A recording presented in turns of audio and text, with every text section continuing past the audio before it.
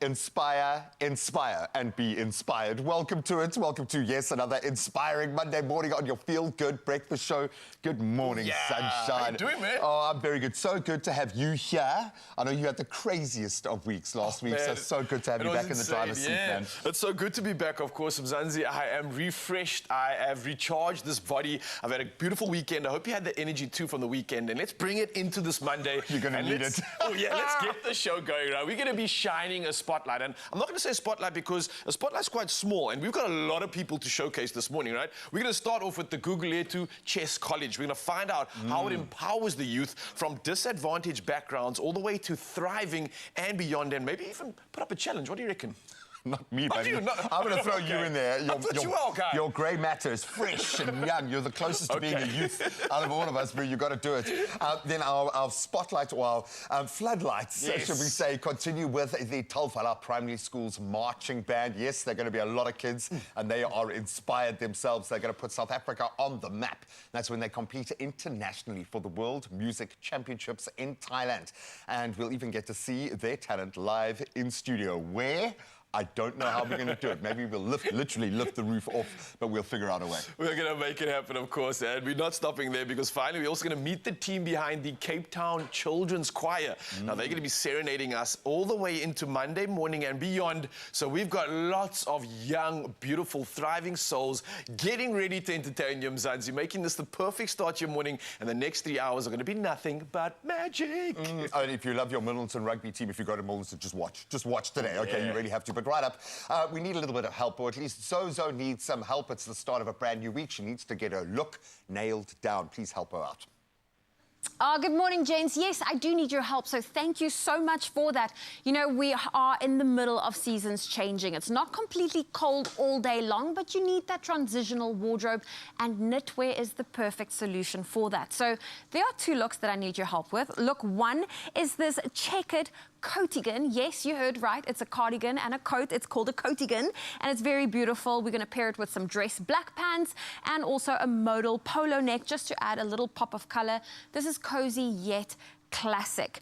And then we're going to go for a more sophisticated look, a beautiful cardigan with gold detail you can see on the buttons, and then we're going to pair it with a pair of denims and black ankle booties. So those are the two options we're going to go for. Are we going to go for the coatigan or the cardigan? It's all up to you. Head on over to our social media, vote for your favorite outfit on our poll, and don't forget that hashtag Styled by Woolies. Big love is in the tiny details. Every second, every look, every stitch. The details make the difference. Now we want you to speak it into existence. We're all about that manifesting on the show because we get to prove that every single day. The power of words, especially that self-talk, or when you're motivating those under your care, those that are looking up to you, literally. And that's where we start this morning. What's that one positive affirmation that you fuel your kids with every single morning? Is it one thing? Is it a little speech? Is it an activity? How do you get your kids inspired? And this, in light of the incredibly inspiring kids we're going to be featuring on the day, the lineup today, because on a Monday, we focus on incredibly talented young South Africans, and we're inspired, and hopefully we motivate and inspire them as well. And we want you to do that for us. How do you get your kids up and at 'em in the morning? 063-408-8863. Drop us as many inspirational voice notes as you can this morning. Please, we want to see how you get your kids inspired, and we'll continue to inspire you for the next 3 hours. While you think of that and jot that down or record your message, we're going to get into our news and sporting headlines. Then the fun can begin. Thank you, G-Man. Yes, official duties must commence. Now, starting with national headlines, Power Utility Eskom has announced that the winter outlook will be contained within stage 2 of rolling blackouts. Now, the utilities management outlined the status of the power grid ahead of the winter peak season at Megawatt Park in Johannesburg. Now, the country has seen a reprieve in the intensity of rolling blackouts, with some 30 consecutive days without any power interruptions due to improved power generation capacity. Now, Eskom has dismissed claims of the ramped-up usage of diesel to keep the lights on. Well, sticking to national headlines, meanwhile, Eskom has also cautioned political parties against putting up election posters on electrical structures as part of their campaigns. Now, this because of the risk of electrocution. Now, as SA prepares to host the 2024 general elections on the 29th of May, political parties are putting up election posters. Now, Eskom said in the past there were incidents where persons were electrocuted when putting up these posters. Thus, it cautions all political parties against the dangerous practice of placing campaign posters on electrical structures such as poles, towers, meter boxes, and mini substations. Well, we now move over to international headlines, and Burkina Faso has rejected what it refers to as a baseless accusation that its soldiers massacred 223 people in attacks in February. Now, a Human Rights Watch report alleged that the army killed 179 people in Soro village and 44 others in Nondin, and this including at least 56 of whom were children on the 25th of Feb. Now, the report stated that this was among the worst army abuse incidents in the country in nearly a decade. While carrying on with international headlines, Palestinian President Mahmoud Abbas says America is the only country that can stop Israel from attacking Rafah in the south of Gaza. Now, millions of displaced Palestinians are sheltering in the area, and Abbas was speaking at the World Economic Forum in Riyadh, Saudi Arabia. Now, meanwhile, Abbas and several international officials, including U.S. Secretary of State Antony Blinken, will attend talks in Riyadh since this week, which is aimed at pushing for a peace agreement in Gaza, which is to be held on the sidelines of the forum meeting. Now, next up, during a flight from Warsaw to Krakow, a Polish pilot surprised his flight attendant girlfriend with a marriage proposal. Now, LOT Polish Airlines, their employer, shared a heartwarming video on Facebook capturing the moment when a captain, Conrad Hunk, holding a bouquet of flowers, popped the question over the loudspeaker in mid-flight. Now, expressing his profound love and gratitude and overwhelmed with emotion, he asked her to marry him. And Paula, now soon to be Mrs. Hunk, eagerly rushed down to the aisle to embrace him, and this being her future husband. Now, amidst cheers from the delighted passengers, she happily accepted the ring in a scene that warmed the hearts of thousands on social media, proving the universal appreciation for a beautiful love story. Well, I'm here for all these incredible stories, and we're going to keep it going right now because G-Man has the latest when it comes to all things sport.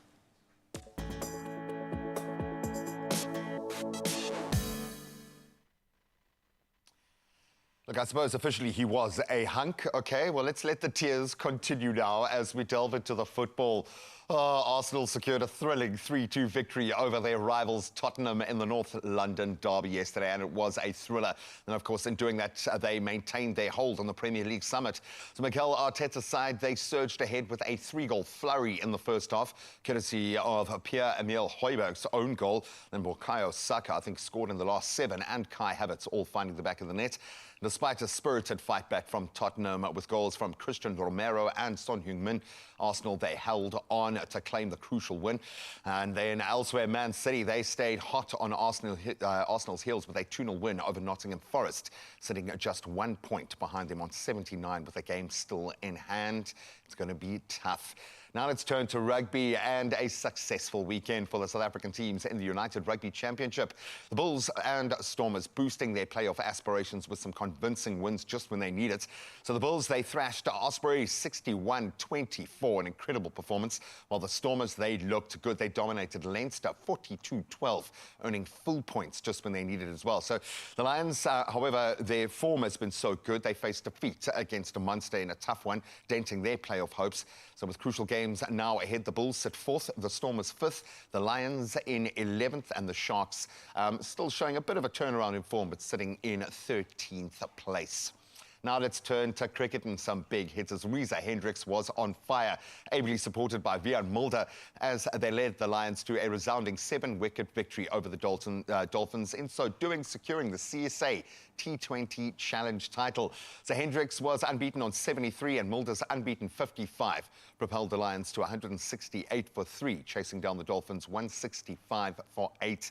Hendricks' stellar performance, including 4 boundaries and 3 sixes, while Mulder's explosive knock featured 2 boundaries, 4 maximums as well, sealing the win with a 6-over cover point to reach his 50 on the night as well. But you can see what it meant to the team.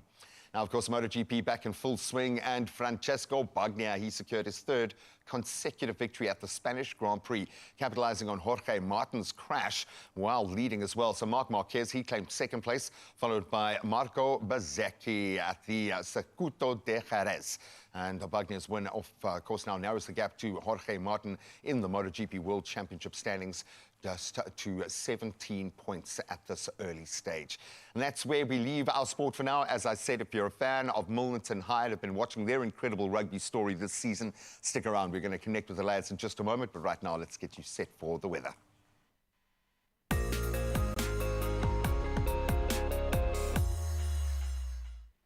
Thank you, Graham. And let's take a look at your weather. Experts have predicted a warm winter for most parts of the country, caused by what they call remnants of the El Nino climate pattern. Like South Africa, some parts of the continent have been experiencing the El Nino phenomena, which has led to hotter and drier conditions this summer. SABC meteorologist Joel Shabata explains that although the El Nino phenomena is weakening, it will continue to impact the weather. The result is that the country is going to be seeing above normal minimum and maximum temperatures, and the rainfall is also going to be below minimum for much of those areas that normally receive winter rains. The above-mentioned normal temperatures are expected to continue at least until June.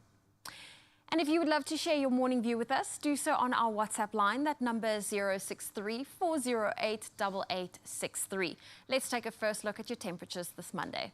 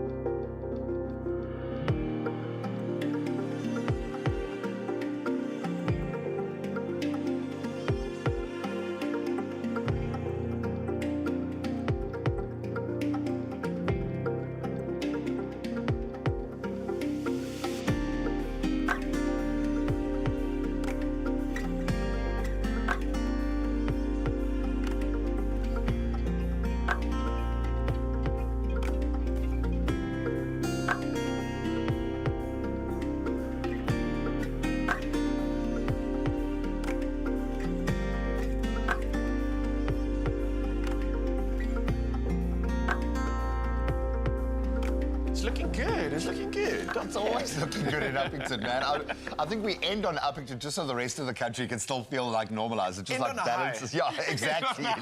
Literally. Well, we're gonna start on a high, we're gonna maintain on a high, and we're gonna end on a high this morning because we've got some inspirational stories coming your way. We're gonna introduce you to the Cape Town Children's Choir, doing very big things as very little people, but there is a reason why. Yeah, there definitely is. And speaking of inspirational stories, let's talk about a story that's literally been written by Zinhle Matthews. Now, she's been on the show a while back. We're welcoming her back to share something incredible. It's something inclusive. Once again, it's a children's book, but it's again not just in English, which is oh so important for all our kids in our country. So I can't wait to dive into this conversation, all the inspiration, and get the show on the road. We'll see you soon.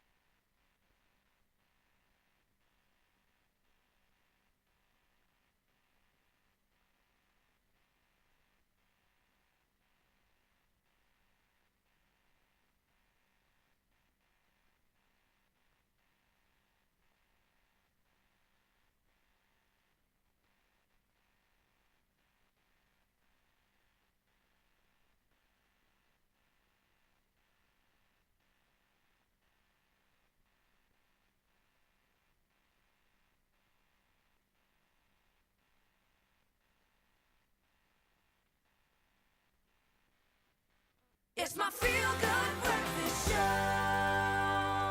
Welcome back. I think it goes without saying that we are absolutely thrilled to be hosting Zinhle T. Matthews, a local author who does a lot of other things, clearly, whose book, My Family of Superheroes, is spreading joy and empowerment, inspiration among children, and I would imagine among a lot of adults as well. And it's now available in isiZulu. Zinhle's book harnesses the power of positive affirmations to inspire young minds. We've seen the power of that on this show, so let's open up that book and delve inside. Zinhle, first of all, you are like everything this morning, so thanks for being that, to just make us all feel incredibly humble. Can you please tell us what it says on your gorgeous sash there? Yes, so I am the second princess of the Supreme Queen Global Earth Africa. Yes, because you must, okay? Because of course, why that's not? the one thing that was missing from your CV. Congratulations. Absolutely, thank you so much. I'm going to say that in the broadest sense that I can. Congratulations on everything, because it feels like your wave is kind of breaking in terms of what drives you, what leads you, possibly your purpose. When we talk about My Family of Superheroes, this speaks to a much bigger picture. This isn't just you going out there trying your hand at writing a children's story. You have proven that you can deliver in this space. Now you're trying to achieve something. What is that goal? Well, you know, just to take a step back, my journey, I know that now it's all flashy, but my journey started in 2019, and at this time, my self-confidence, my self-esteem was at its lowest. You know, Really? I was experiencing significant stagnation in my career. And so I decided to embark on a self-discovery journey to, you know, find my purpose. If not this, then what? And I immersed myself in teachings of purpose. And that is where I found positive affirmations. I was reintroduced to it, and it was life-changing. Yeah. Clearly, look at the state of you now, of course. Oh, yeah, and my career accelerated. I mean, this is just one of my highlights, you know. And so I decided, what if I introduce this to children? Imagine the things that they will achieve. And that is really why I wrote the book. How does it feel now that you are living within this purpose space and you took the leap of faith and clearly you're being rewarded for backing yourself in that space? How does it feel now that this is all unplaying? I feel fulfilled. I feel fulfilled. I feel like everything has aligned. I feel like I'm just having so much fun, really. I feel like I'm having the impact and influence that I was born to have. I think destined to have. It's starting to feel like that, because this is a calling of sorts. Absolutely. When you can start to kind of merge all the facets of your life. What I love the most about this is it didn't require you stepping away from being a chartered accountant. Let's just add that to the CV. But if anything, enriched your ability in that space, or maybe lit the fires in you again. What has that shift been within you? Can you kind of boil that down? Have you been able to identify this fire that's burning inside you now? Sure, where do I even start? You know what? Just discovering that I am more than just a numbers girl. You know, growing up, I thought that is all that I need to be in this world. Because that's what you're good at, yeah? Yes. And through this journey, you know, and you know how it started is that I was just summarizing everything that I had learned. And then I started sharing it with people. And that is what happens when you are gifting, you know, others, that you find yourself in the journey. Absolutely, you find yourself in the journey. And so that is the shift in me right now. And we can feel it burning so brightly, which is wonderful. Before we get into how you achieve this, the choice to present this book in isiZulu right now in a country that is starved of literacy. It really is. That's got to be a validation on another level entirely. Why were you so motivated to do that, and what's the reaction been like? Well, you know, the vision when I wrote the book was to translate it into as many languages as possible. That was already there. But having translated it into isiZulu, when I read the translation, it moved my soul. I knew I need not wait for the other translations to happen before I make noise about this one. They'll come, yeah. But also, you know, like you say, there isn't enough quality content, you know, in our native languages. And I mean, it has been spoken about, you know, that if our children read in their home language, their cognitive skills, their critical thinking is expanded. And so I'm just contributing to that space, you know, to contribute quality content, in our native languages. absolutely. And also, I believe that my book is not just to contribute in that space, but it's like a double-edged sword, you know, to empower, you know, the young mind, to expand their mindfulness. And, I mean, might as well add to the content creation. No, completely. And you're teaching kids these tools to use in later life critically. And I think we often forget that your skill set is one thing, but your ability to control your mind, your emotions, to be able to disseminate information, to understand your purpose and drive that forward with words, with affirmations, is such a powerful tool that we as adults use. How did you get that right within the kids' context? How did you approach that? Because that's where the real magic happens. Yes. You know, in my journey, I was given the feedback that I'm able to convey a message so deep in a simplistic way. Brilliant. And that is how I got to write my children's book. And how it plays out in the book is that it is told through a story of a little girl named Precious. In the isiZulu version, she is Ukukuletu. And she faces a challenge at school.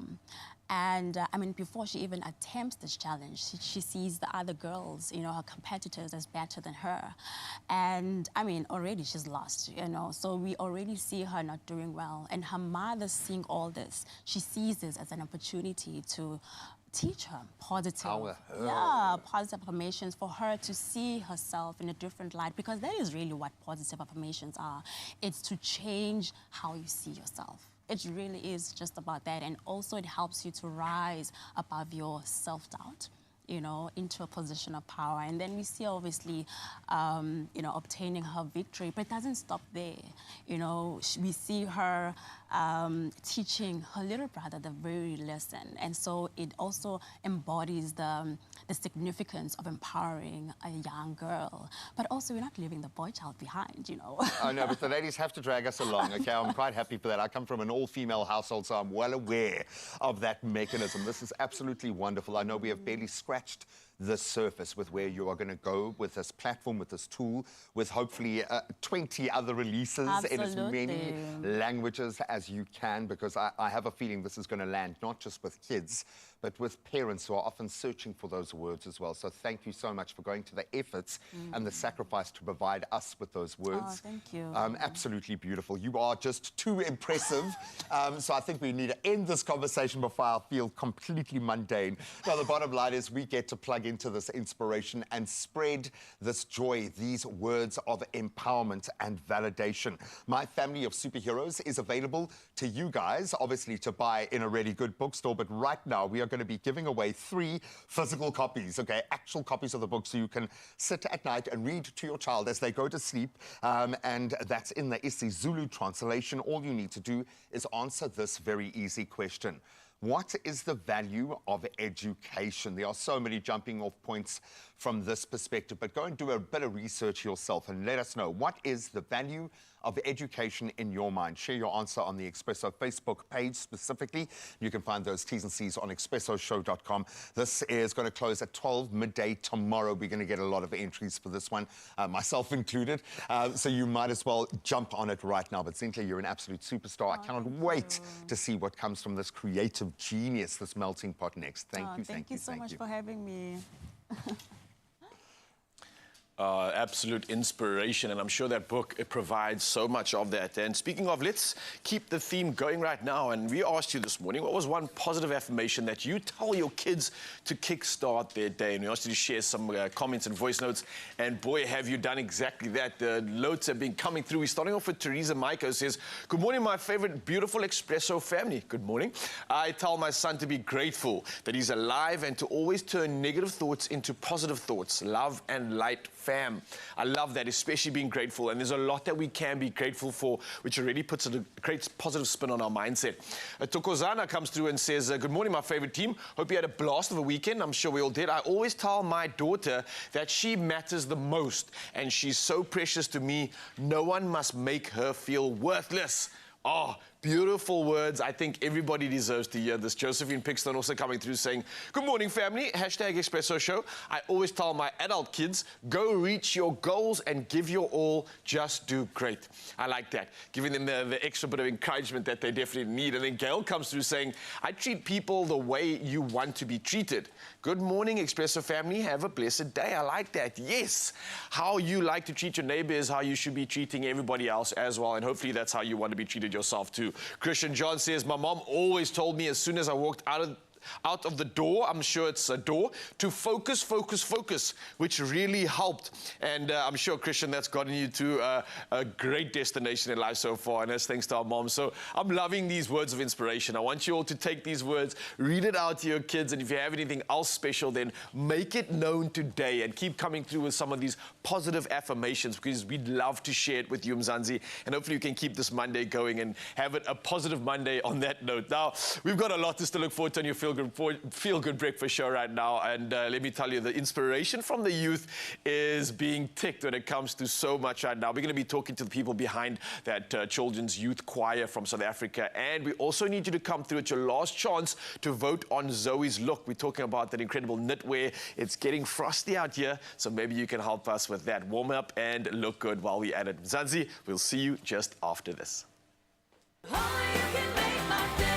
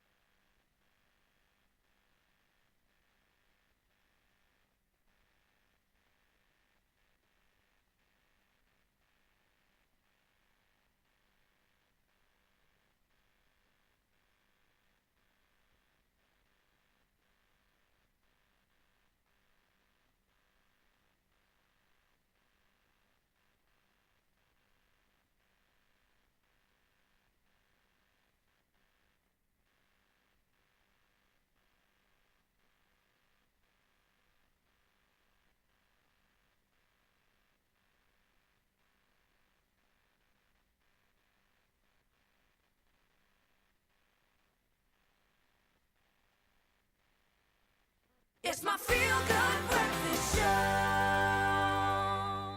Yes, Mzansi, welcome back to your Feel Good Breakfast Show. And like we promised you, let's bring on some stories of inspiration. And let's get the show on the road. Now, joining us right now is Bronwyn Leith, who is the founder, director, and conductor of Cape Town's Children's Choir, as well as the founder and conductor of Junior Choir of Cape Town Children's Choir. Colleen Hart in the building. So let's take a look firstly at what the choir is all about, and then we'll get into some conversation.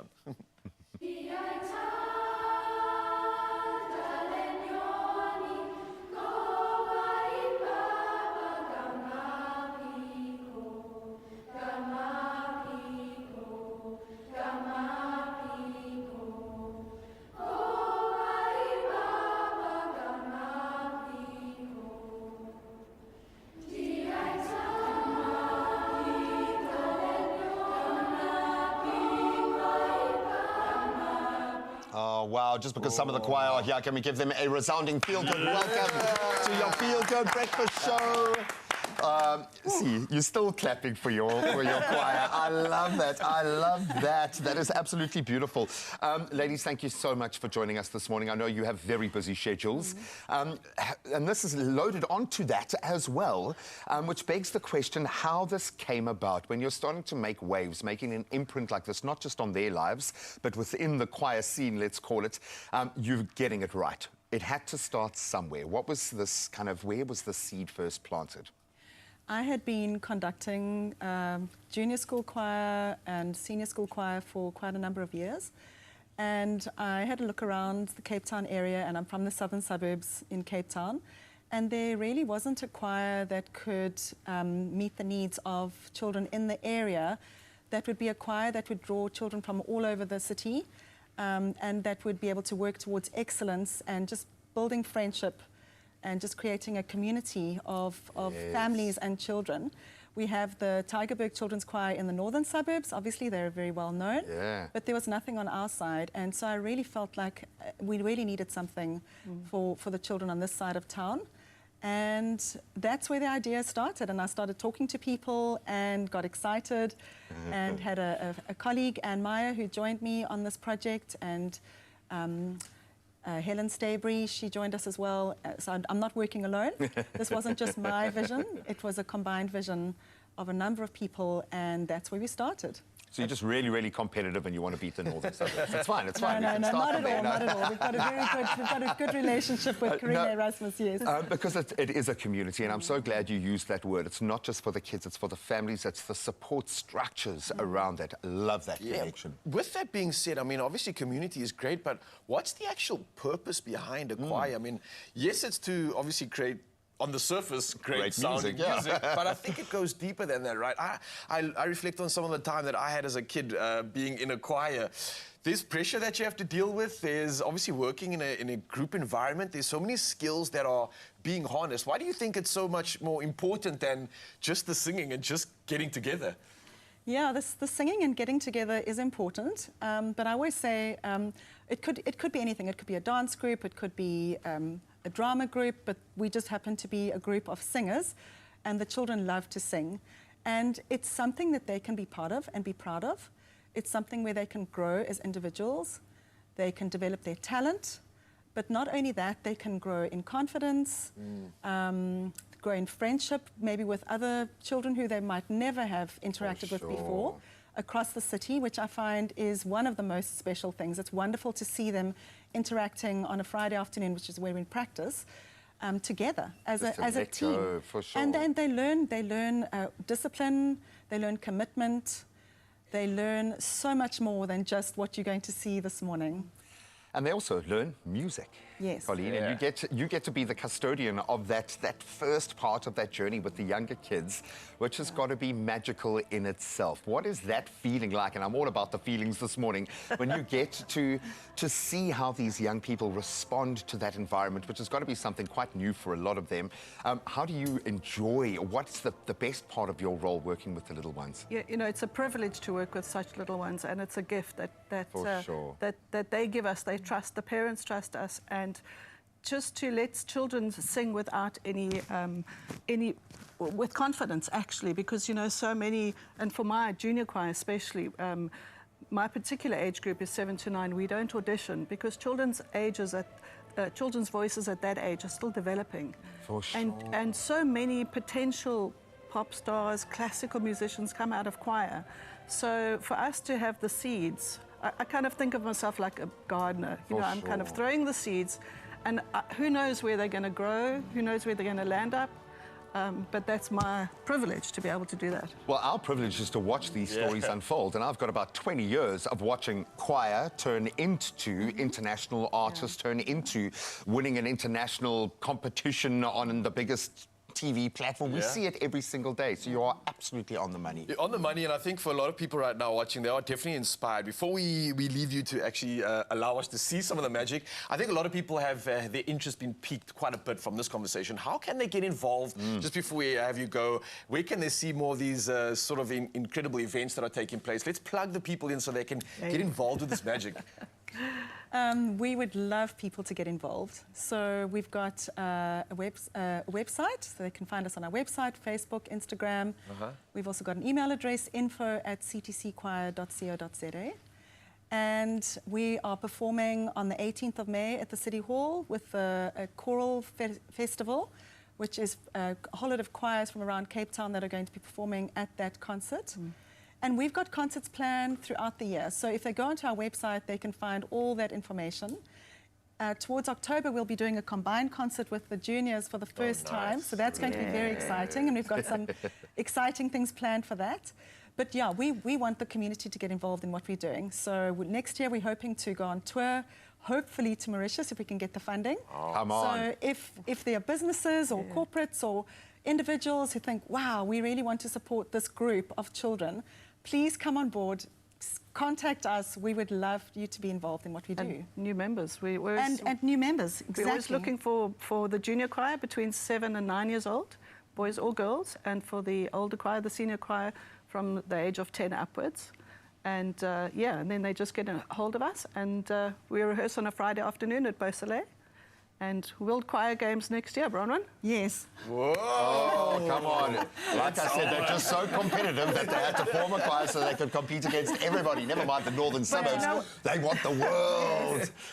It's more than just about a competition, though, because music is just a higher... Yes. Oh, no, it takes us to a higher plane. It's spiritual in whatever way you want to slice it. We see For it, the love we of music. feel it on this show. So thank you so much for doing what you do every day. And I'm going to speak that into existence as well. If you are looking to back something that's going to get a lot of this kind of media attention this year, this is what you need to back. And we'll give you some proof in just a moment as the Children's Choir performs for all of us, mainly for Ryan and myself, just what it's like a private performance. But we absolutely love this kind of community building. It's definitely all about the community. Now, earlier this morning, I reached out to you, my community, to help me choose the perfect outfit. And you had two beautiful knitwear looks to choose from. So option one was the soft checkered coatigan and black trousers and a modal polo neck.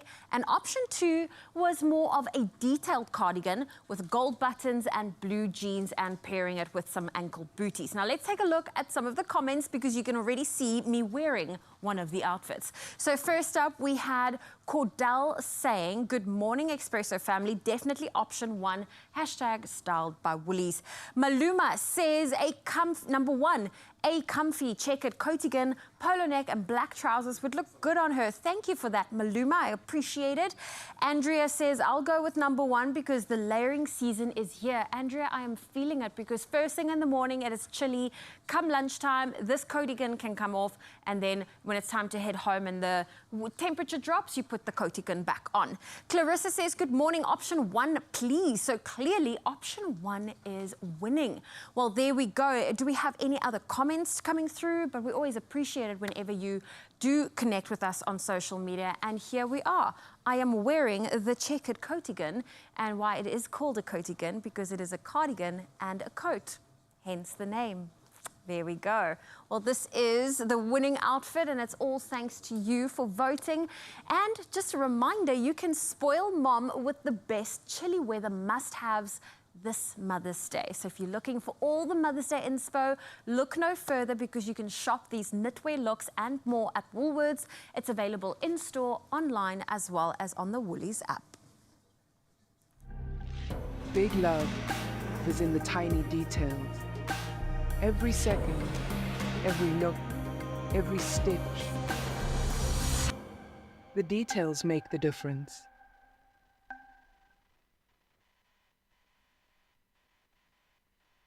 Only you can make my day.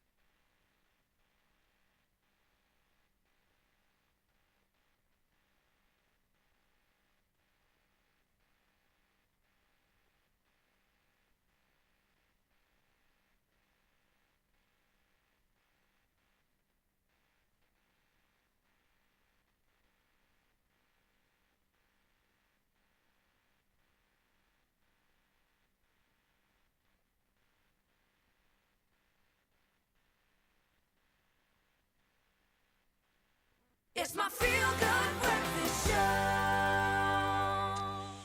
Now, there is a reason why I am so excited right now. Welcome back. Your timing is very good because in the realm of schoolboy rugby in South Africa, there is a pecking order, okay? But this is where future Springboks are discovered, where they are nurtured.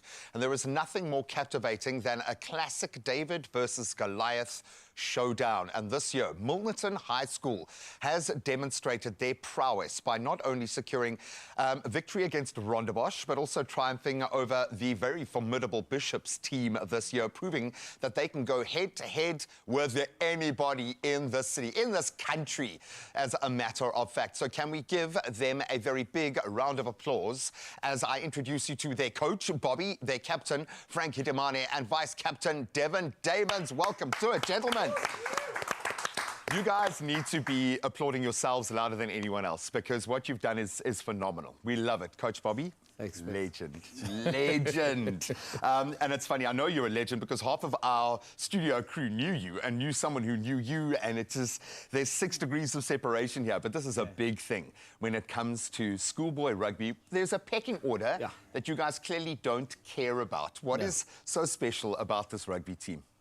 What's special is that the boys have a work ethic, and although we might not have all the money, but there's certain things money can't buy. So that's work, hard work, live the dream, and obviously very proud of this school.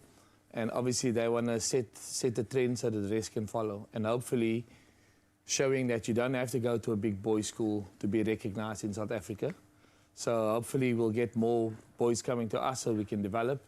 And our program is obviously focusing on rough diamonds. We go get them where nobody wants to go, and then we put them in a program and they work hard, and then... And you reap the rewards, clearly. Frank, you're living your best life at the moment, brother. A hat trick at a critical time. I think when the nation heard you guys on The Good Drive on Good Hope FM, I think a lot of people were like expecting a different school to be revealed. And they're like, hang on, Milton really? And some people even went on to Google, is this really... Dude, in your mind, you've heard how proud your coach is of you. What is working for you? And I mean this personally, before you look at your band of brothers beside you, why are you having such a phenomenal year, dude? I mean, it's my team also, and my coach, the way he drives us and the way he pushes us, especially in training. And it's more about the environment, like how happy I am at Milnerton High School. And yeah, that's about it. And I can see that smile, bro. For about 5 minutes, you don't have to be under pressure. You're not coaching, you're not captaining, you're not out there on the field. You can just chill, man. Devin, there is something really special about a team that is so much greater than the sum of its parts. And when you're playing against these big schools, it must be terrifying knowing how much, and I know from personal experience, how much resource gets pumped into these schools, like how many coaches each team will have. There's a lot going on. When you're able to punch above your weight class like that, how does it feel to you as a rugby player, knowing that you've got that kind of platform, bro? It feels like history, like beating a big team from the southern suburbs. And if we can do this and keep on moving forward, anything can be possible for us. Exactly. And we've seen this model, and this is what I love about South Africa, is we've got a proven track record. So you can take a number of players and you can show these kids, hang on a minute, if he could do this, you can do it as well. But you've got to get it right. How do you find that balance? How do you, because these kids look happy. It's not just about playing good rugby and about training really hard. There's something else happening in here. It's the inclusiveness, I would say. We don't just take care of a player if we have other players that's not on the show today. If there's any needs they have, family needs, we try and take care of them. We're one big family. I'm the big father of everything. And we just try and make them understand, you know, we might not have all the money, but you can be happy. The program is not the biggest, but we're big enough to cause upsets. And if you actually invest in people, and the philosophy is always, rugby is a bonus. We love the sport. Yeah. Clearly. But we try to develop good young men, and I always tell them every single time, I tell them, you're going to be a father one day, you're going to be a man one day, you're going to be head of a house one day. What kind of man you want to be? And the character starts now. The way you treat your rugby team, the discipline you put in, it's the discipline you're going to take forward. A captaincy is earned, okay? It's not bestowed upon you. You've got to keep earning your captaincy every single day. That's the joy of it. What is it about this team that inspires you so much? How would you describe the team behind you? The way everyone works in the team. It's easy to captain a team that listens to the captain. And for me, captaining this team is one thing that pushes me also is, for me, I have a goal and the team has a goal. I want to make history for my school as one of the best captain in the school. And the vice captain also obviously want to be the best that he can be, and the team also want to be the best they can be. So we work on the small things, then we improve every single day. And then you get invited onto TV to mark the big things when they happen. I know we're having a lot of fun with this because I fully understand what it means to punch above your weight class, as I said. But I also understand, as we were saying to the youngsters a little bit earlier here, I will have the pleasure of interviewing you guys when you get the step up, when you get the green and gold, possibly, because this is literally how it starts. And I can say that from absolute experience, from interviewing every major rugby star in this country. This is exactly how it starts. So, Coach Bobby, I love you guys. He doesn't even need to hear this. The fire is burning so brightly in this man's belly right now. So congratulations and well done to you on just scratching the surface, because I have a feeling when it comes to a school team like this, when you've got this kind of brotherhood and sense of community around it, oh boy, the ceiling has been blown off the building. Expect very big things. Oh, thank you, G-Man. You know what? This morning it is all about teamwork, and we're about to chat with Talfala Primary School's marching band, a group of talented young musicians from an impoverished community. And this is a community that is plagued by gangsterism and abuse. Now, despite their challenges, they have achieved remarkable success in various competitions and have now received a very, very exciting invitation to compete at the World Music Championship in Thailand. Now this morning we are joined by Tendakai Shikukukwa, the team captain, Iman Ramades, the assistant captain. We also have Layla Hendricks, the team manager and assistant coach, and we are also joined by Zayda Crombie joining us this morning. Good morning, great to have you here. Thank you for having us. Oh, it's so wonderful, but I feel like I need to ask the youngsters here, beautifully dressed in their uniform, what makes being part of a marching band so exciting? At first, I didn't know what it was. Yeah? At first, I didn't know what it was until I saw the children at school putting and moves together, and the end result is always amazing. Okay. We've got some mic issues, so we're just going to sort your microphone out, and then we're going to get back to you. So some technical issues on our side, but perhaps, Zayda, I can ask you, when you see this incredible group of young individuals, how does that make you feel to see that, you know, that they're doing such remarkable things? I mean, to be invited to go and perform in Thailand is massive. Yeah, you know what? That is what gets me up in the morning. To see the enthusiasm, to see that in spite of the challenges they have in their communities, they come to school for this. Because not everyone is academically strong.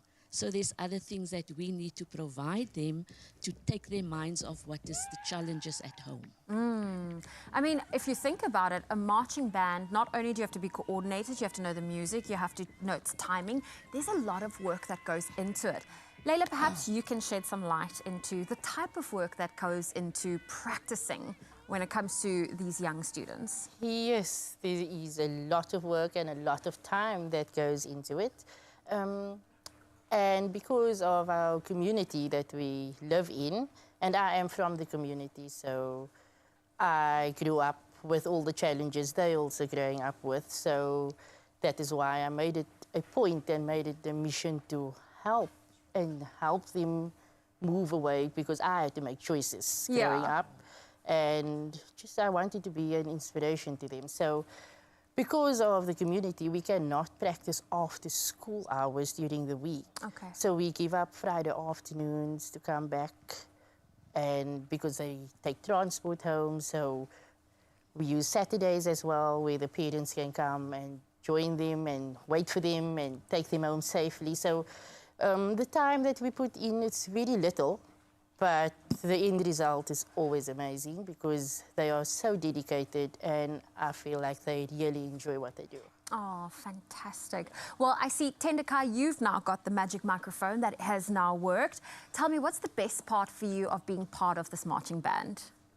The best part of being a part of the marching band is actually awesome because you have to be in a sequence with music and beats. And as the drum major, it is very excellent because you have to be an example to others. So that will actually like lift you up so you can help others and communicate properly. Okay. And Iman, you can now grab that magic microphone. Tell me, what part of the band do you enjoy most? Because, I mean, you're also assistant captain, right? The part of the band I love the most is when the squad work hard and put in the effort to win the competition. And the best thing is that we never come last. Oh, I love that. You never come last. Yeah. See, that is the type of motivation we need this Monday. Now, I know you guys are heading to Thailand. You got that invitation, but that requires fundraising, that requires getting everyone there. So where can we as the community step in? What processes are in place to make sure we can see you guys competing in Thailand? We have quite a few fundraising efforts that's coming up for this year. We appeal to people who's out there, whether you were ex-learners of the school, because the school is 112 years old. Sure. There's a lot of people, families out there who can assist our learners to get to Thailand. If the amount per learner it's quite a lot. And knowing the community they come from, it's very difficult for some of the parents to get that money together. So please look at our social media accounts on Instagram as well as on TikTok. Follow us, follow the band, because you will find all our functions that we will have for fundraising on there.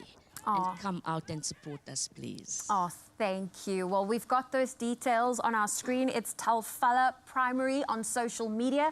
Make sure you follow them and be in the know of all the various fundraisers they'll be having. And let's see if we can get Talfala Primary School to Thailand. Thank you so much for joining us. We're also very excited because coming up a little bit later on the show, we're going to get a performance from the Talfala Primary Marching Band. So don't go anywhere. We'll be right back.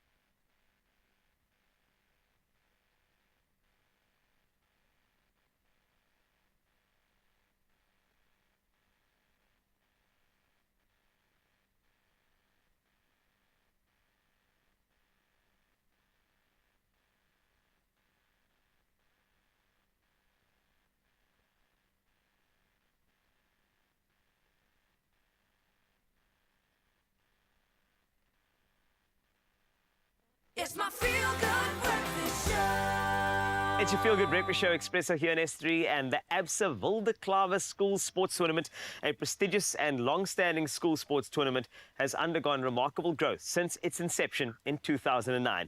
From its humble beginnings with 12 rugby teams in Paarl, it has expanded into one of the largest international school sports tournaments, showcasing rugby, netball and football, and this year a record-breaking 192 teams from 111 schools will compete in what is guaranteed to be an action-packed weekend. And joining us live via Zoom all the way from Bloemfontein, please welcome Thomas September, the head of regional segment High Value and Premium at ABSA. Thomas, good morning, my friend. How are you feeling? I'm good, and you? Very well, thank you, man. I'm very excited about this tournament. Why did ABSA believe that this tournament was so important to back and get behind?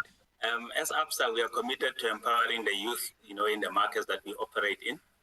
We realize the potential of these talented individuals, and we are continuously exploring ways in which we can bring their stories of potential to life. From an ABSA perspective, by supporting a tournament of this nature, we are making sure that we are fostering the growth in sports, of the schools, sports like netball, soccer, rugby that will be showcased in this tournament. And we view this as a strategic investment in future leaders. Additionally, we will be, aligning with our brand expression that says that, your story matters. Because it's important for us to make sure that in communities where we operate in, we bring the needed, economic boost that this tournament sometimes brings with the many people that comes, in the Kimberley area during this tournament. That is fantastic, man. And obviously the Wilde Sports Schools Tournament, it really showcases your story matters, which is so important for ABSA at this particular point. I can only imagine that what this tournament brings is going to strengthen that narrative around your story matters. Definitely. Events like the ABSA Wilde Tournament, they serve as a compelling evidence of ABSA's commitment, to ensuring that these stories are not just heard, but they are also supported. The nurturing of talent that I was talking about, it's not just heard that people have talent, but we also support those stories, and bring them to life. So, Thomas, what can we expect in the 2024 edition of the Wilde Sports Tournament? The 2024 edition of this tournament, it promises to raise the bar. Attendees can anticipate a vibrant atmosphere, exciting moments of the competition, proud moments. If you see the young talent that's going to be on display from the athletes that are going to be competing, and also the ABSA active role, in supporting, that talent. It will be showcased, in this tournament. In addition to that, the various business units of ABSA, will be in the tournament, showcasing, what ABSA is about and providing support, to everybody who's going to be around, who wants to know anything, around banking. And we're also going to be having a Mega U team in the Diamond Flay High School that's going to be doing an exciting activation as well.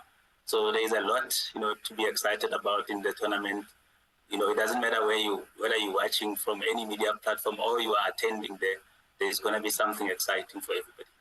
This does sound exciting. Thank you so much, Thomas. It's going to be a tournament of note, and we just want to thank ABSA for getting involved and getting behind these stories, because you're truly showcasing that everybody's story matters. No, we thank you. And thank you for the opportunity to share.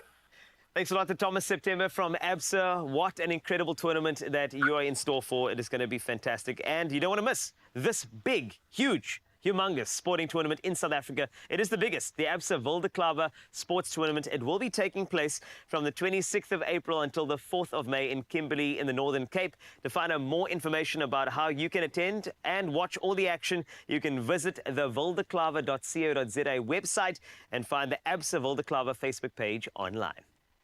There are stories of dreamers, and we're inspired by them all.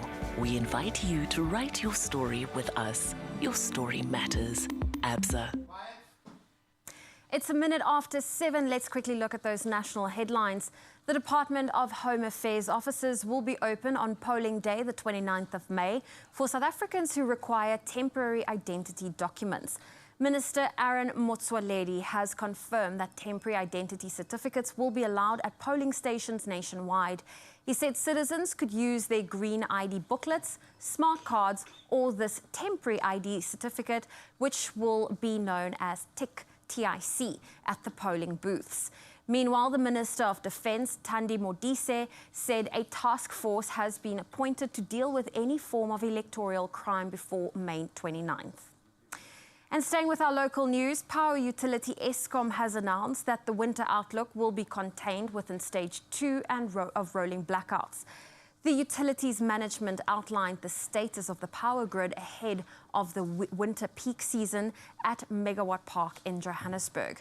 The country has seen a reprieve in the intensity of rolling blackouts, with some 30 consecutive days without any power interruptions due to improved power generation capacity. Eskom has dismissed claims of the ramped-up usage of diesel to keep the lights on.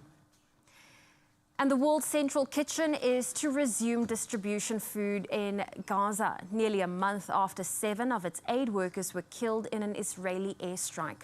The aid organization said it had 276 trucks with some 8 million meals ready to enter through the Rafah crossing. Earlier, a convoy of the charity leaving a warehouse was attacked by Israel, killing 7 workers and sparking an international outcry. The Israeli Defense Force admitted afterwards that grave mistakes had led to the fatal strike against the workers and dismissed 2 senior officers over the incident. Staying with news abroad, Burkina Faso has rejected that it refers to as baseless accusations that its soldiers massacred 223 people in attacks in February. A Human Rights Watch report alleged that the army killed 179 people in Soro village and 44 others in Nondon, at least 56 of whom were children, on the 25th of February. The report stated that this was among the worst army abuse incidents in the country in nearly a decade. And bringing things back home, with the film scene and the garden route booming, youth from previously disadvantaged backgrounds are being trained in all facets of the industry to allow them to a foot in the door. Project manager Pietri Kleinhans says they have started by teaching video editing to 15 eager learners. The National Film and Video Foundation and the Arts and Culture Department also stepped in to fill the post-production skills gap.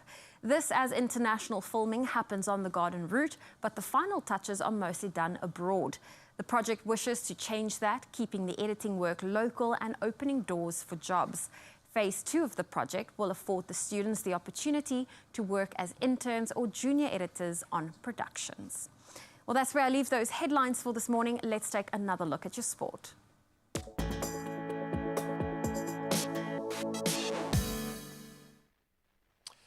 Thank you so much, Zoe. Not the best note to start on for some, but celebrations for other. Let's start in North London, shall we? Arsenal securing a thrilling 3-2 victory over rivals Tottenham in their North London derby yesterday, maintaining their hold on the Premier League summit at a critical time. Mikel Arteta's side, they surged ahead with a 3-goal flurry in the first half, courtesy of firstly a Pierre-Emile Højbjerg's own goal, then Bukayo Saka, who's been on fire, and Kai Havertz all finding the back of the net. Despite a spirited fight back from Spurs with goals from Christian Romero and Son Heung-min, Arsenal held on tightly to claim that crucial win. Then elsewhere, Man City, they're staying hot on Arsenal's heels with a 2-0 win over Nottingham Forest, now sitting just 1 point behind them on 79, with critically that game still in hand. Liverpool, where are you? Now let's turn to rugby, and finally a successful weekend for the South African franchises in the United Rugby Championship. The Bulls and Stormers boosting their playoff aspirations with some convincing wins. Did it in style. Let's start with the Bulls. They thrashed Ospreys 61-24, while the Stormers, they dominated Leinster, one of the form teams in the competition, 42-12, earning full points there. However, the Lions, they faced defeat against Munster, denting their playoff hopes despite their turnaround in form. And with some crucial games ahead, the Bulls, they sit 4th, the Stormers in 5th, the Lions just there in 11th. And then, of course, the Sharks, albeit with a change in form, sitting in 13th place. Now let's bring it back home for cricket. And Reza Hendricks and Vian Mulder, they led the Lions to a resounding 7-wicket victory over the Dolphins, securing their CSA T20 Challenge title. So Hendricks, who's been in superb form, his unbeaten 73 and Mulder's unbeaten 55, propelled the Lions to 168 for 3, chasing down the Dolphins 165 for 8. And Hendricks' stellar performance included 4 boundaries, 3 sixes, while Mulder's explosive knock had 2 fours and 4 maximums, sealing the win with a 6 over cover point to reach his 50, because that's how you do it in T20s. Now let's get you back onto 2 wheels, and Francesco Bagnaia continues to dominate. He secured his 3rd consecutive victory at the Spanish Grand Prix this weekend, capitalizing on Jorge Martin's crash while leading. So Marc Marquez, he claimed 2nd place, followed by Marco Bezzecchi at the Circuito de Jerez. Bagnaia's win, it now narrows the gap to Jorge Martin in the MotoGP World Championship standings by 17 points. It is going to be a thrilling season, so watch that space. But that's where we leave our sport for now. Roads should be up and running by now. Let's get you to work safely.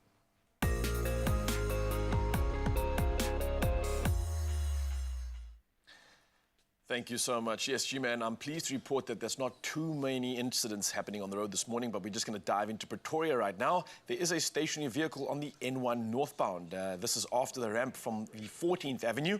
And as you can see from the visuals, the left lane has been affected, with the back of the queue taking place all the way at Gordon Road. So please do allow for more travel time when passing through this area. And I think for anybody heading on the roads, buckle up, plan safely, and please plan accordingly if you are affected by these routes. For now, though, we dive into the world of weather.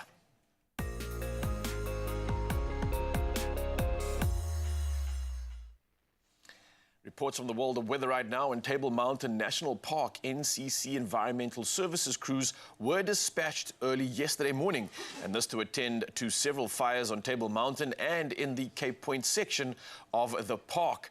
Now, some having been ignited by lightning strikes. Now, aerial resources were also deployed, but had to stand down due to strong winds until it was deemed safe to conduct water bombing operations.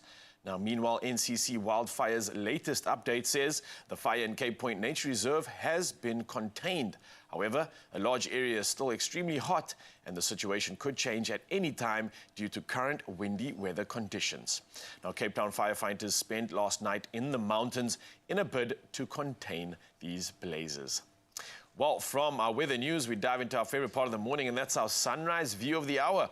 Now, this one sent in by Louise Cherry from Alberton, and yo, what a moment. Just as the sun rises, just as a plane takes off to deliver promise and an incredible shot of the clouds in high detail. What a winner, Louise. Thank you so much for sharing this shot. The bar has absolutely been set. And once again, Mzansi, try see if you can beat this one. The number is 0634088863. We got one more hour edition to do it all again, and let's see if we can beat this incredible sunrise view. For now, though, let's take a peek at the temperatures that you can expect on your side of town.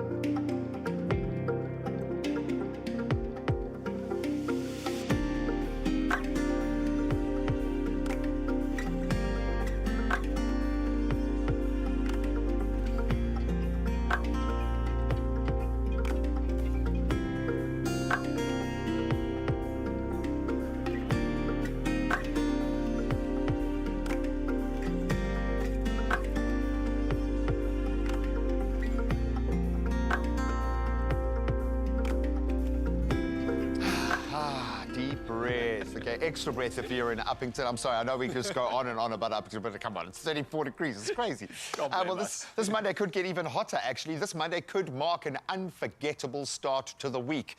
But you gotta play. If you play Daily Lotto today for an estimated 500,000 Rand jackpot, it could be yours. Of course, if you want every day to feel like payday, you actually have to play. You gotta do it. You got to. But look, there are so many ways that you can actually buy your ticket, right? So it's really going to be easy for you. You can do it in store. You can go to the nationallottery.co.za website, or you can even use the mobile app. Now, there's another way to do this. You can also purchase a ticket through your cell phone banking by simply dialing star 120 star 7529 hash and then follow the USSDs. We got options, man. Got it covered. All 5 of those steps will be available to you on our social media pages, so you got no excuses. Use one of them, use all of them. Get as many tickets as you can afford to just do it. Win big today. That could be yours. 500,000 Rand, an estimated daily lotto jackpots, is waiting to be won. Why should it not be won by you? Good luck. Oh, well, ladies and gentlemen, look who's here. It's the Talfalla Primary School Marching Band. We just have a selection out of the bigger piece here to perform for us today. So that's happening after the break.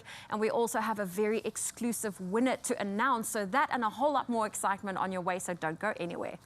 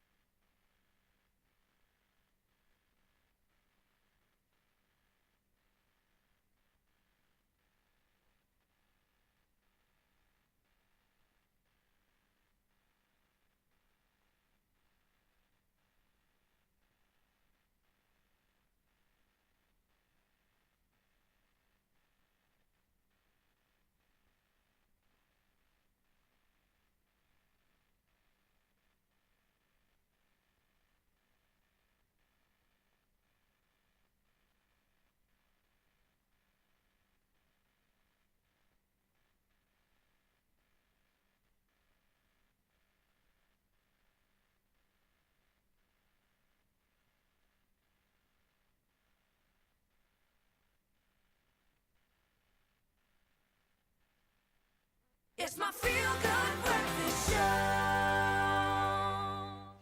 Welcome back, you beauties. I would imagine there are a lot of people watching right now because someone's about to win a phone. The best phone in the world right now. Tech is constantly evolving to greater heights and possibilities. We see it every day on the show. And thanks to Samsung, you were given the opportunity to win yourself an S24 Ultra valued at just under 30,000 Rand. Insane. Now, everybody I know jumped in on this one. And all you had to do was tell us the name of the Samsung Samsung Galaxy S24 Ultra feature that allows you to draw a circle around any object in a photo and search for it online. Pretty simple. I'm sure a lot of us had the answer to that, but there can only be one. So let's bring you the winning comment right now, and it came courtesy of Lebogang. And Lebogang wrote this: the circle to search, ding, ding, ding, ding, ding, ding, ding, with the S Pen is such a fabulous invention for a designer. Samsung has really moved all boundaries with their clever and outstanding technology. So helpful to use this S Pen. Speed and functionality is tops, and a powerful device in your hand to operate. 10 out of 10 to open. Fabulous design team. Hashtag Galaxy S24. That could have been written by AI. Actually, the Galaxy might have written that one already, I think. But we've got Lebogang on the line right now. Good morning. How are you? Morning. Good morning, team. Good morning, everyone and the viewers out there watching the Expresso show. Hello there. Yes, what's up? I love the energy. How are you feeling? Officially, if you didn't know already, you are a winner of this incredible device. How does it feel? Oh, I'm feeling awesome, feeling amazing. This is a dream come true. All thanks to Expresso Show and Samsung Galaxy. Oh, this is buddy, no, what a way to kickstart the week. 100%, buddy, but I'm going to say it's all on you, brother. It's all on you. You had a brilliant entry there. The S24 Ultra has the most amazing AI features. We've been testing it on the show for a couple of months now. It's absolutely amazing. What do you love the most about the Galaxy S24 Ultra?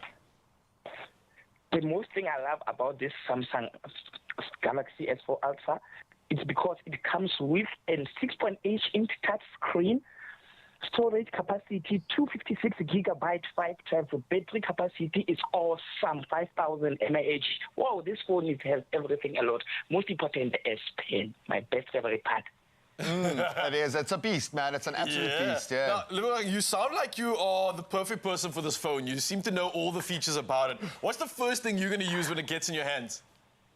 Oh, my goodness. Oh, the first thing to do, just went through the phone because I've even go and explore it to the Samsung store to check all the features that the phone it has. One thing that I'm going to do is that the phone, the perfect pictures to take for me and my family. Just, oh my goodness, I can't wait to put it on my hand. Oh, Lebogang, we cannot wait to see the results. We want to see the pics. We want to see videos. What I would recommend you do, because it's the best thing, to use the translation. You have got a little mediator in your pocket wherever you go. Go into your favorite restaurant where you know the owners, especially the chef, are going to speak another language to you, and go and use the translator. It's the best fun you're ever going to have. Buddy, it looks like you are the perfect person to win this phone. So from one last time from our team, congratulations, my friend. It is all yours. Well done. Drum roll for me. Thank you so much, Expresso and the Samsung. Thank you very, very much for the opportunity as well as the platform for me to be on the Expresso so morning. Oh, people are watching me. I'm very excited in my area. Thank you all the way from Bloemfontein. Oh, I love this guy. I love him. Oh, man, well done, Lebogang, man. That's what it's about, though. A deserved winner. I love the energy, and that's happening on your Monday morning, and it doesn't stop there right now. Whether it's work or play, this powerhouse of a mobile device redefines versatility, as Lebogang clearly illustrated. Now, with Samsung, you can experience the future of mobile technology right in your hand.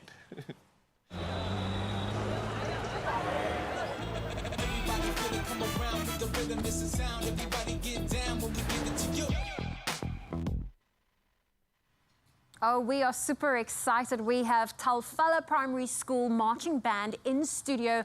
And just to give you context, usually they are a 60-man band. So today, we just have a sample here because our studios are not big enough to house them. But ladies and gentlemen, we are so proud of them. They are ready to perform for you because they are heading to Thailand. We want to see them get there, so make sure you support them online, follow them, and be there for each and every fundraiser that they'll be doing, because we would love to see Talfala Primary School participate in that competition in Thailand. But here they are, the marching band. Captain, take it away. Thank you. Squad, ready? Yes, sir. Band, ready? 1, 2, 3, 4.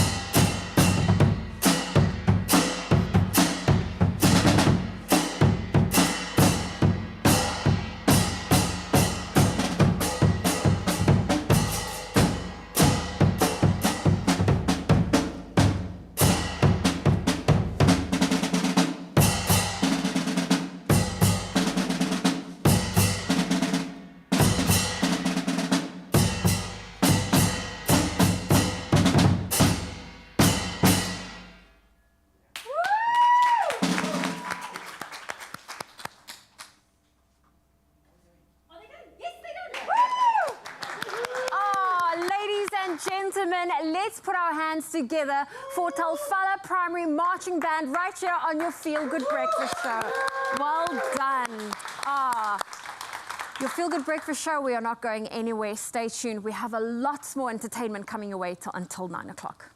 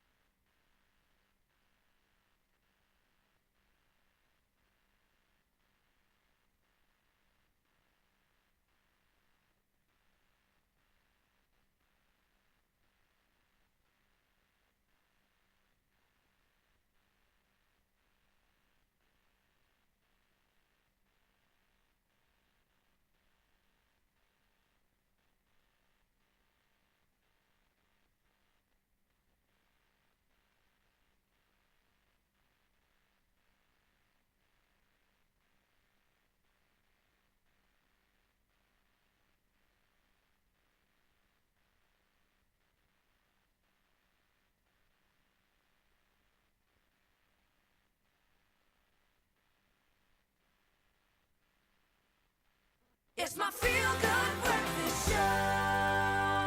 Welcome back to what has been an inspirational Monday morning. We celebrate young people on a Monday, and boy, has the cup not to overfloweth today, man. Absolutely love it. So thank you so much for sticking around. But right now, we're going to take kind of a turn towards nature, I suppose. Yes, please bring it on. And along with Woolworths, who work closely with their suppliers to ensure their fresh-cut flowers are produced with tomorrow in mind, we had our one and only Clem visiting Oak Valley Flowers out in Grabo to learn more about the processes that go into farming for the future, and we are here for it.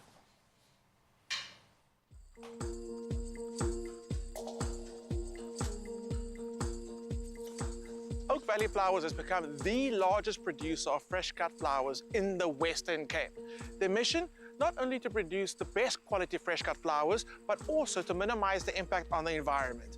I'm here today to find out all the little secrets and see exactly how they are farming for the future. Ruan, I know Oak Valley for their apples, pears, and amazing wine. Today I find out you're the largest producer of fresh-cut flowers in the Western Cape. When did that all begin? In 1977, Oak Valley Estates employed a young Dutch production manager called Arend Doordain to start up the venture. The first crop we produced were chrysanthemums, and today we've got 16 hectares of greenhouses, shade houses, and we grow up to 40 different crops. We specialize in chrysanthemums, alströmerias, and liliums, but we also produce a wide range of seasonal flowers and seasonal bulbs. You've been supplying Woolies with fresh cut flowers for over 3 decades now. Tell me about the relationship and how has it evolved till today? In 1986, Woolworths approached us with the possibility of supplying fresh cut flowers into their stores. Up till that date, their horti department only took care of pot plants, which meant that we were the first cut flower supplier to the Woolworths chain.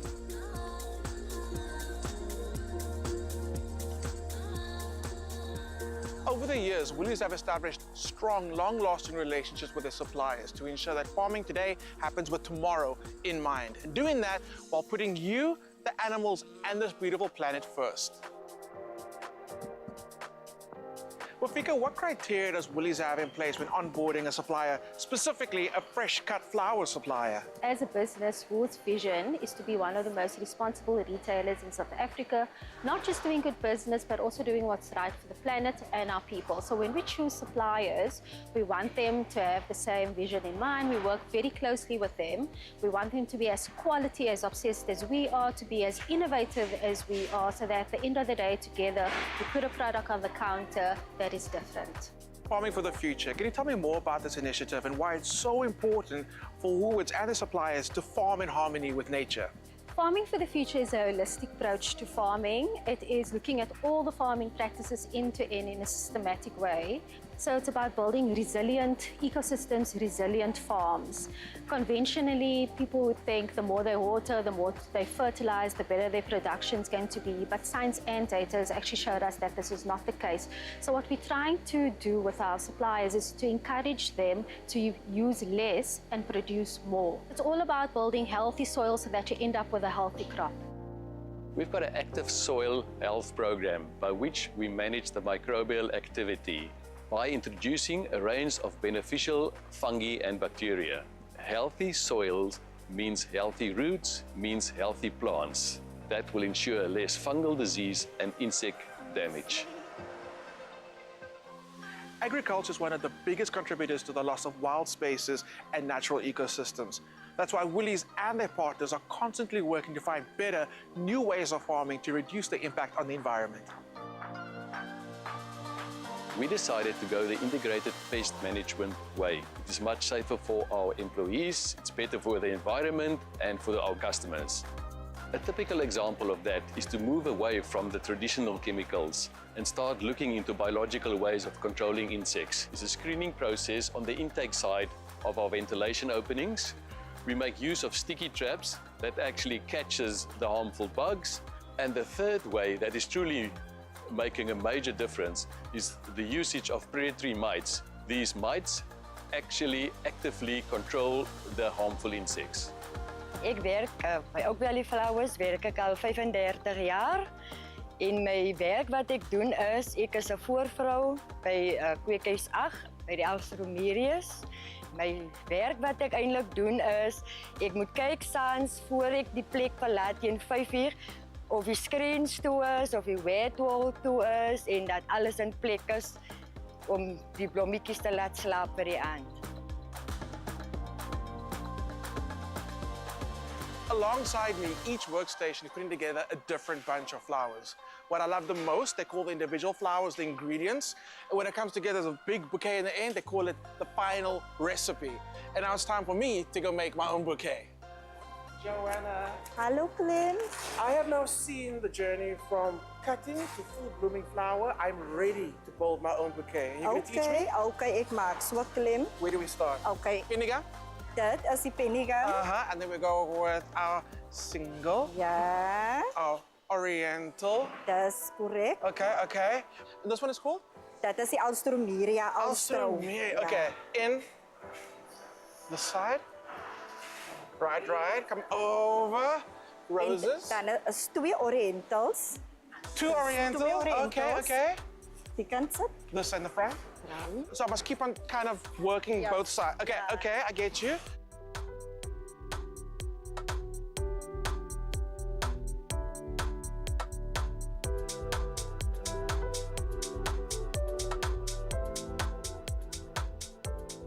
this is the line. Dat is die lyn. Dit So is am die I- lyn, 50 centimeter. Hands, one hand. Ja. En sy. All right, Kom okay. my.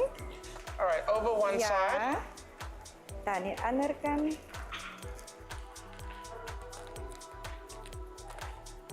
Now, Joanna, this looks beautiful, but you did help me a lot. Ja. The truth is, my efforts on my own, how did I do?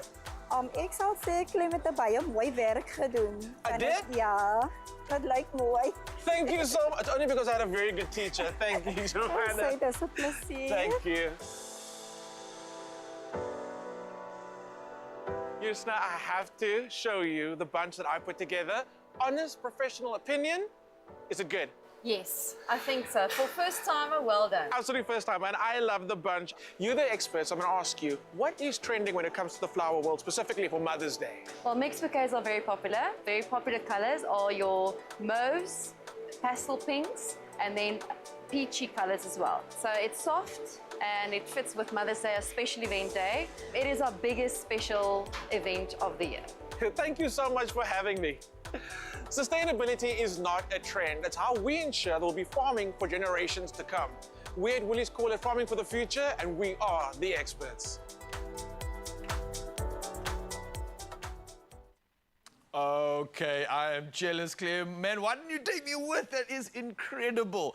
I had no idea the impact and how beautiful this place was at the same time. And really, let's be honest, regenerative farming clearly is the future. Every time you see this green farming for the future logo on your Woolworths product, I think we can rest assured that they are committed to the well-being of you, your family, and of course, our beautiful planet. My heart is full. More butter. We love it. We know how versatile it can be in this kitchen. And when it's adding flavor to a butter chicken done this way, we love it even more. Little mini bunnies, that's what we're making this morning. Butter chicken curry is so good that people are always finding innovative ways to eat it beyond its obviously natural curry form. From wraps to sandwiches, even pizza today. That's got a few people excited. But today we are making the most delicious little mini butter chicken baguette cups. Let's call them mini bunny chows. This is going to be next level. Which is having a little bit of fun with it. Exactly. I mean, this almost feels like the internet was designed to make recipes like this. I have a feeling that's why we've got Reels, why TikTok exists, so we can rediscover awesome food like this. So we're going to start with the butter chicken part of the process. Take it away. Yes, so I'm going to do the chicken for us. We've got butter in here, we've got some onions. We just want it to become a little bit more translucent. Sure. And we're going to season and spice up our chicken breast. So we're going in with some fresh garlic and ginger. We are going in with the butter chicken spice, which is so easily, conveniently mixed for us. And whether you're buying it store-bought or whether you're going to your favorite kind of purveyor of fine curry powders, and we are so spoiled that you can some amazing providers of curry throughout South Africa, all with their own kind of original recipes, mixes. They'll probably give you some recipes to try it as well. Do a deep dive. Go and discover the spice person in your neck of the woods. It is so worth having that connection. And you know what? My mom has become that connection for our family in Cape Town. So whenever she visits from Durban, her task is bring her some spices. I've added some cumin to our mix. We're going in with some salt and pepper. We're just going to season that beautifully. And then we're going to add a little bit of yogurt and some tomato paste.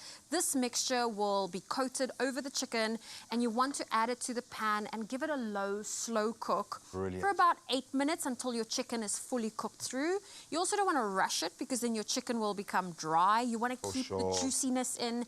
So this is one of those recipes. I mean, you can play with the quantities. This is something we're just making a small batch now. And when you cook it like this, you can cook en masse. And what I like about this, because you really want to kind of toast off or cook your spices when you're making a curry. So if you do it all in one go like this, do it slowly, do it a bit more kind of methodically in the sense so that you can render all the flavor. You've combined all these amazing big flavors. Give them time to sing. Let them do their thing.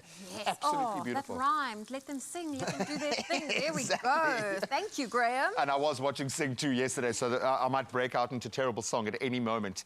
Okay, so we've got our beautiful butter chicken, as Zoe said, probably about 8 minutes or so, but just test the chicken. You don't want it to get too dried out, is the most important thing, and we want those flavors to develop. Then we bring in our baguette that we have sliced up into little sections like this, and I wasn't lying. This really is kind of like little mini bunny chow. So what we're going to do, I've got my serrated edge here. We're going to hollow out a nice little portion in the middle. Don't do too much because it needs to be able to still kind of support whatever you're putting inside. But you can have a little bit of fun with this as well. There we go, and you can go and feed the ducks. Just want to make a little cup. You see, there you've got your... Do you want to give it a go? I'd love to give it a go. Okay, then we're going to use our Moy River salted butter. And there we go. And this is just going to protect the bread from getting too soggy and also add a beautiful flavor profile there as well.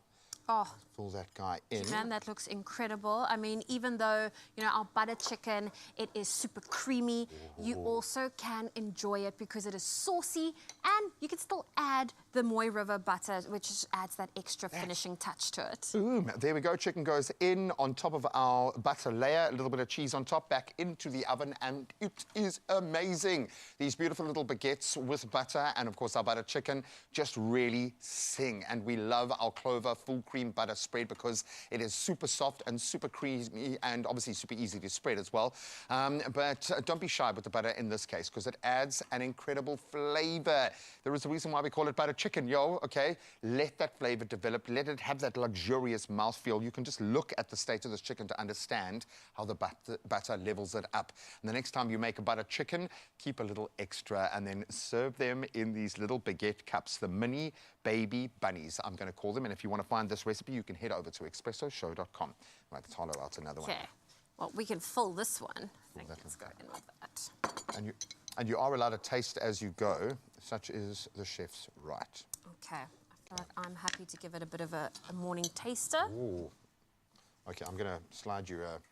You can just pass me one. Oh, come on, there we go. There Look we go. at that. Let's go for this little one over here. They are fresh, they are toasty, they are saucy when you break them open. I'm going to go in for a bite. I think the baguette is good because it's got a kind of a slightly stronger crust, so it's going to hold its shape. And, moi. So delicious. I mean, I have a weakness for butter chicken, so now you're serving it with a beautiful baguette. Whip up all that sauce. It is delicious. Thank you. It's kind of like the best parts of everything. It really is a 3-step process, so simple, so easy, and so delicious. Go and try it. In you get, my friend. Yummy. Introducing the all-new Clover full cream butter spread. Smooth, creamy, and effortlessly spreadable. Butter up your day with Clover butter spread. I'm just like, get this jaw off the ground. They looked so good, guys. Well played. And things are going to go from good to even better right here on your Feel Good Breakfast Show. We've got so much to look forward to. Of course, our choir is going to be doing an incredible performance. They are currently standing by, going through some of the moves right now, and are absolutely ready with smiling faces and hearts full of gold to sing you into another realm. And on top of this, we also get to catch up with one of our old favorites. Our family Lana Levis is coming through. He's going to be chatting about the latest in his world, and also we're going to be diving into some of the latest when it comes to entertainment news, and I'm sure he'll be joining us for that. So we've got a stellar lineup still around the corner, so you don't need to go anywhere. See you after this.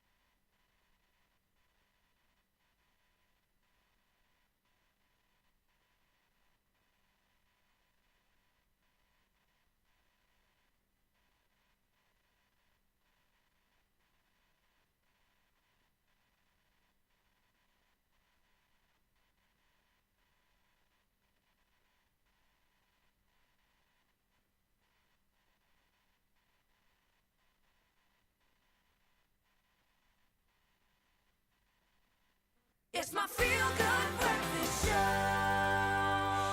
Welcome back, you beauties. Thank you so much for reconnecting as we reconnect with some of our favorite celebs and catch up with what's been going on in the world of entertainment. Take a look at some of those headlines that have got your attention and in so doing have gotten our attention as well. What going on, man? What going on? We got so much to talk to you guys about. Firstly, let's dive into the story. We've got a reuniting which has occurred. Yes. Yes, South African duo Black Motion, which consists of musicians Small as well as Morda, has hinted that they are now in a good place after a rocky 2 years of public spat, right? Now, their beautiful reunion sees the release of their new song collaboration, and it is Takala Zwino, which is an ode to friendship. I like this. It's taking what you have been passionate about, taking the history that is real, and providing essence of entertainment. And I think that's what the people are about, this transparency coming through the game right now. It's quite cute, cool to man. see. It's just Yeah. love. They're writing a little friendship love song for each cool. other. It's also Oh, but it's great, man. They're beautiful to powerhouse. see. Yeah, because you get all this bad blood. We were part of the bad blood, and now you get to be part of the makeup part and the exciting part of Silver rekindling linings. their friendship. Yeah, that's very cool. I'm here for it. Yeah.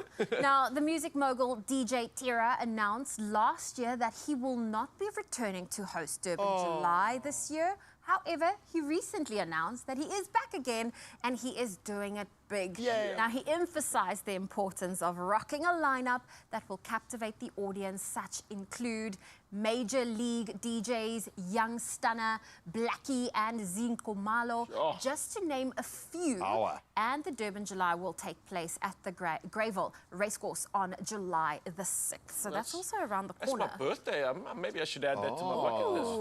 Nice. We were thinking of reasons to sending you there, buddy. I think we've just found one. We've just found one, exactly. So this one really did grab my attention because, firstly, I absolutely love Kevin Hart. I think he's one of the funniest individuals on the planet right now. But he's also a dad, yo, and your kids will come for you. So he is being more conscious these days of his family's wishes as his children now have gotten just a little bit older and they care. In particular, his oldest teenage child, Heaven, previously admitted that she was unhappy with her private life being used to entertain audiences. And he is very funny about the way that he does it, but it's still the private life, and eventually asking him to actually stop joking about her altogether. So Kevin admitted that, and we quote her, as your kid grows older, you have to be a little more conscious of what you're doing based on what they feel, what they like, and what they don't. Well, kudos to you, dude. Yeah. I'm now just dying, because I know what he's like. You know, you've seen his stand-up things. He's going to have to throw one in there. He's just to going like, to. He's going to but do it for sure. I have a feeling, being his daughter, she probably gives as good as she gets. Oh, so, you know, definitely. woe betide you, buddy. I think she might even have a jump on him at home, and he's just not revealing it. But I'm going to reveal something that I'm going to be honest about, and I am actually excited about this. Yes, believe it or not. There's a tease of a Spice Girls reunion. Yeah, Come you heard on. correctly. And now we're talking about Victoria's 50th birthday bash, and the iconic pop group Spice Girls briefly reunited. Can we take a look? Let's take a look. I think we Can we should. take a look?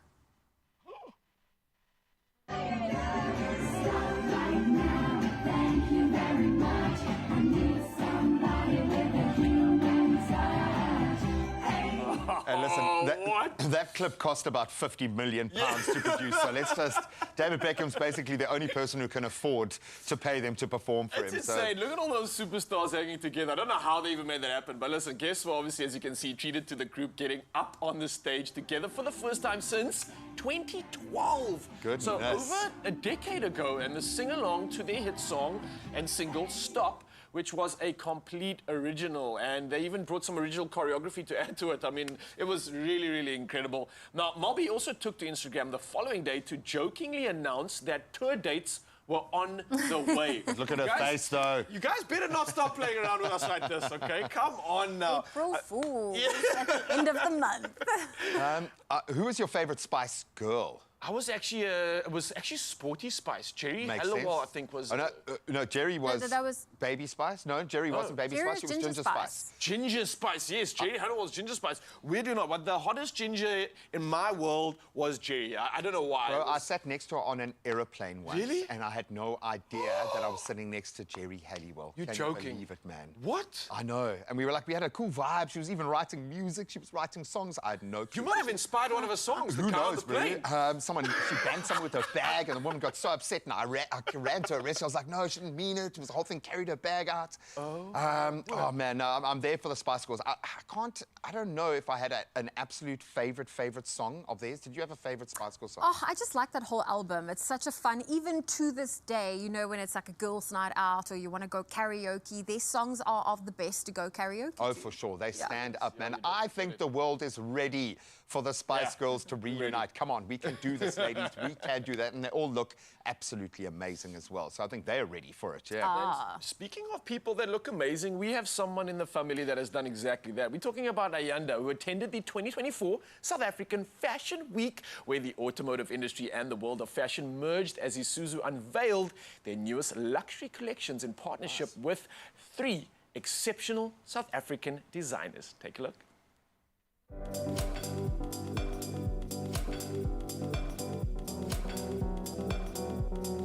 In 2023, Isuzu Motors South Africa announced their partnership with SA Fashion Week, a significant milestone for both brands as they combine their passion for innovation, creativity, sustainability, and style.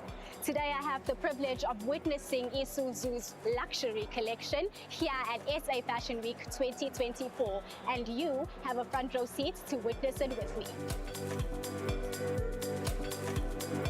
This is a significant milestone for us at Isuzu, partnering with a brand such as SA Fashion Week.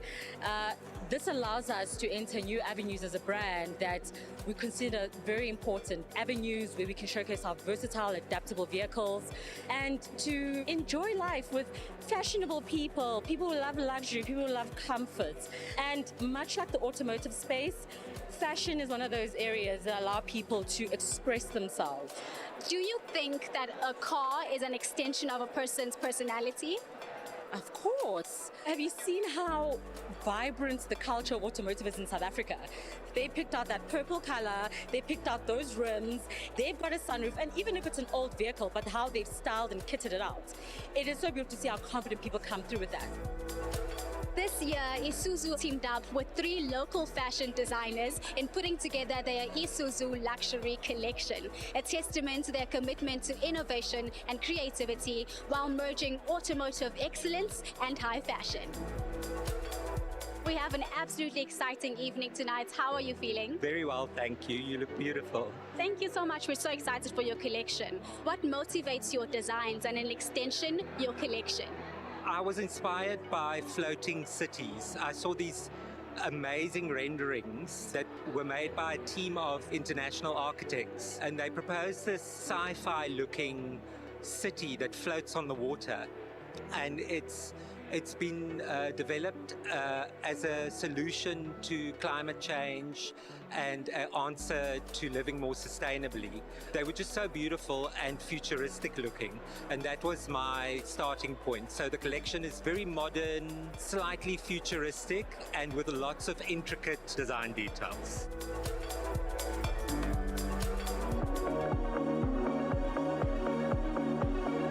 I'm still hit by adrenaline, but I think it's going well, and I'm really just happy people got to see the work that I put out. Oh, and my word, we absolutely love it. How does Munkus embrace sustainability?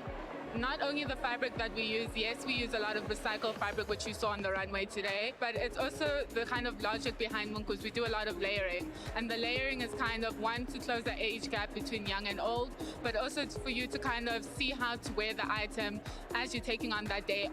How are you feeling? Do you feel more covered? Do you kind of want to change it and make it interchangeable in a sense of making it less or making it heavier for different events? Kind of forcing the customer to rethink how they wear items and how to style them differently, but still have the same 3 or 6 items.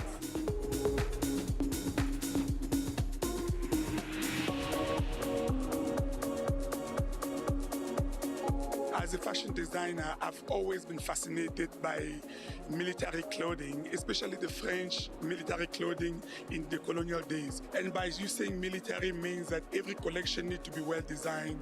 Your line has to be straight, the circle needs to be perfect, you know. It has to be a design with precision, but yet easily approachable, easily wearable. the looks have been very creative, very amazing. It's a combination of veterans, like designers that are established, as well as some newcomers, so highly impressed.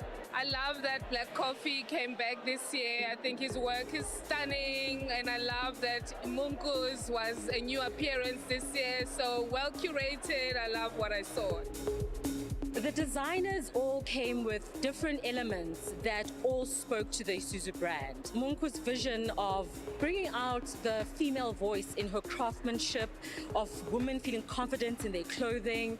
Frank Ellis and his refusing to be boxed in. He merges his design of creativity and utility at the same time. And then of course Black Coffee and how he explores the similarities of Asian, Japanese and the aesthetics of African design. And that is key for the Isuzu heritage because we come from Japan and we are a South African brand as well.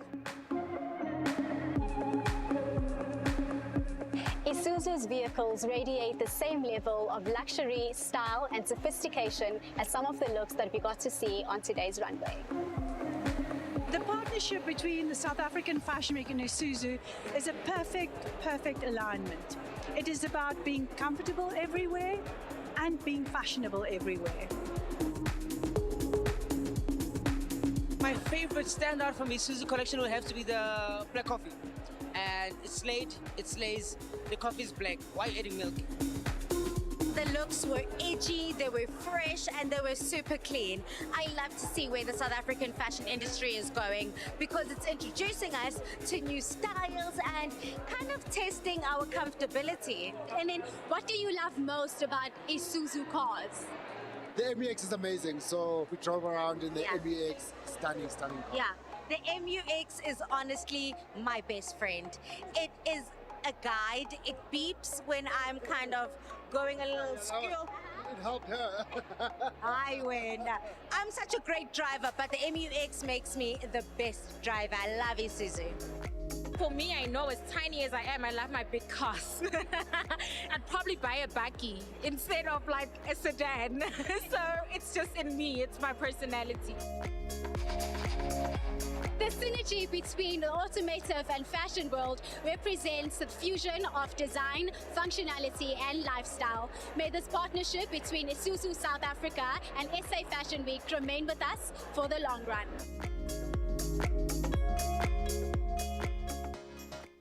Oh, listen, when we talk about that, it's outstanding comfort, sleek and modern styling, superior performance, and now luxury collections. Isuzu does it all, every day, everywhere.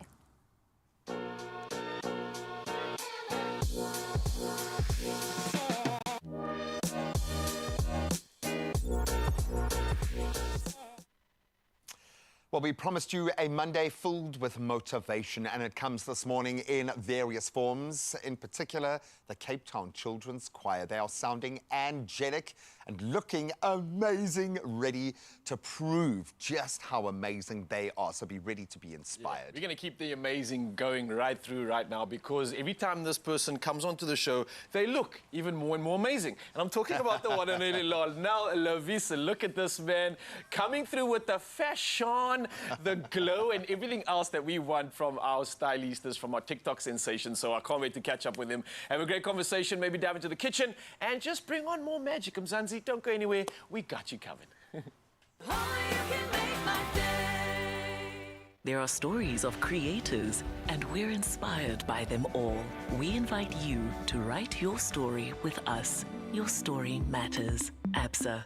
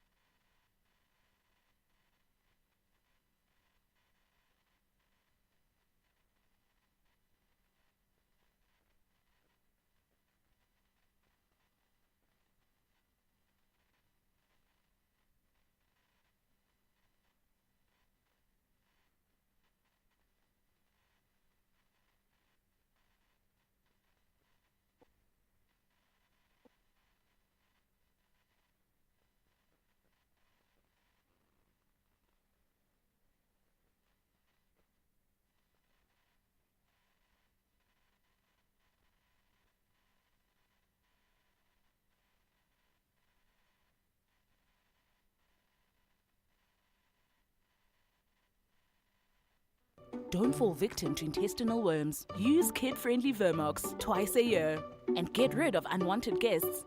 Vermox. It's my feel-good breakfast show. As we take a deep breath in before the performance of the Cape Town Children's Choir, which is going to be magical, we do actually have to remember we've got a job to do. So let's do that right now with those news and sporting headlines, then the entertainment resumes. Thank you so much, G-Man. Yes, let's dive into official duties one last time, and starting with national headlines. Now, 2 more suspects have been arrested in Umbilo, Durban, in connection with a child pornography network. Now, 13 suspects arrested in Gauteng and the Western Cape are now in custody. Now, the 12th suspect, a 58-year-old man, was arrested on Tuesday after he was caught in possession of child pornography. Now, a 62-year-old man was also arrested when the police came across thousands of mobile phone videos of children being sexually abused. Now, the Department of Social Development has placed 2 children under its care in a place of safety. Well, next up in the headlines, the Department of Home Affairs offices will be open on polling day. That's the 29th of May for South Africans who require temporary identity documents. Now, Minister Aaron Motsoaledi has confirmed that temporary identity certificates will be allowed at polling stations nationwide. Now, he said citizens could use their green ID booklets, smart cards, or this temporary identity certificate, which will be known as a TIC, and this being at the polling booth. But meanwhile, the Minister of Defence, Thandi Modise, said a task force had been appointed to deal with any form of electoral crime before May 29. Now, moving to international headlines, Zimbabwe's overall human rights record remains poor despite a recent recommendation by Amnesty International. Now, in its latest annual report, the human rights watchdog praised the Zimbabwean government for enacting the Children's Amendment Act of 2023, which criminalizes marriages of people under the age of 18. However, the same report harshly criticized Zimbabwe regarding other aspects of human rights violations. Repression of dissent, severe restriction in freedom of expression, abductions, torture, and killings of activists were some of the issues brought to the force by the report. Well, next up in the headlines, World Central Kitchen is to resume distributing food in Gaza, nearly a month after 7 of its aid workers were killed in an Israeli airstrike. Now, the aid organization said it had 276 trucks with some 8 million meals ready to enter through the Rafah crossing. And earlier, a convoy of the charity leaving a warehouse was attacked by Israel, killing 7 workers and sparking an international outcry. Now, the Israeli Defense Force admitted afterwards that grave mistakes had led to the fatal strike against the workers and dismissed 2 senior officers over the incident. Lastly in our headlines, during a flight from Warsaw to Krakow, a Polish pilot surprised his flight attendant girlfriend with a marriage proposal. Now, LOT Polish Airlines and their employer shared a heartwarming video on Facebook capturing the moment when Captain Conrad Hank, holding a bouquet of flowers, popped the question over the loudspeaker in mid-flight. Now, expressing his profound love and gratitude and overwhelmed with emotion, he asked her to marry him. And Paula, now soon to be Mrs. Hank, eagerly rushed down the aisle to embrace her future husband. Now, amidst cheers from the delighted passengers, she happily accepted the ring in a scene that warmed the hearts of thousands on social media, proving the universal appreciation for a beautiful love story. Oh, it's absolutely heartfelt and warming, but I'll leave you with the rest of the headlines one last time. Here's G-Man with the latest when it comes to all things sport.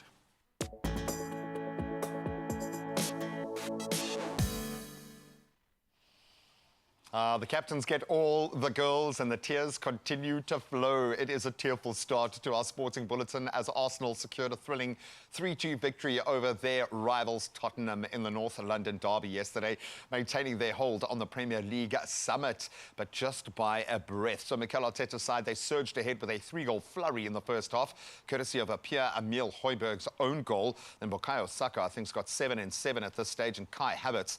And they really did impressed, but despite a spirited fight back from Spurs with goals from Christian Romero and Son Heung-min, Arsenal held on tightly to claim that crucial win. And then elsewhere, Man City, they stayed hot on Arsenal's heels with a 2-0 win over Nottingham Forest, sitting now just 1 point behind them on 79 with a game in hand. Can Liverpool still put their hand up? We wait with bated breath.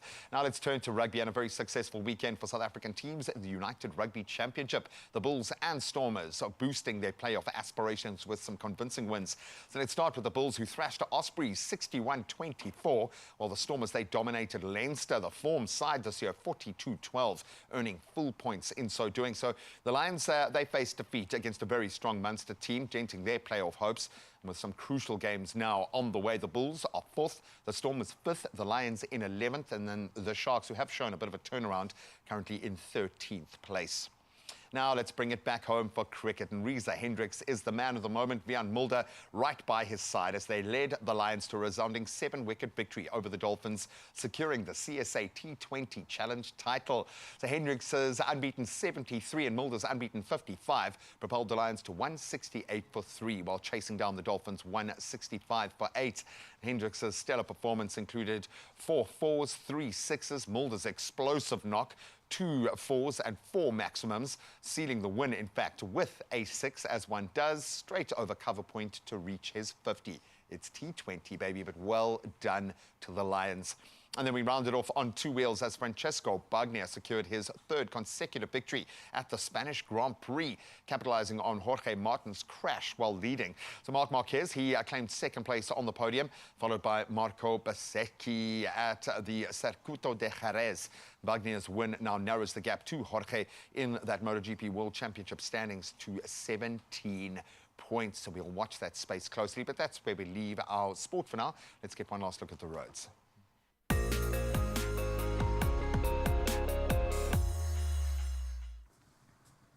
Thank you, Graham. Let's start off with traffic in Germiston, Johannesburg. There are roadworks taking place on the N3 northbound. It's before the Van Buren Road. That left lane is closed with the back of queue at Elands Interchange. Allow for additional travel time to plan your route accordingly. If you're in Tshwane, there's been an accident on the east of the N14 with delays towards the N1 at Brakfontein Interchange. Exercise caution while driving and maintain a safe following distance. That's your traffic. Let's take a final look at your weather.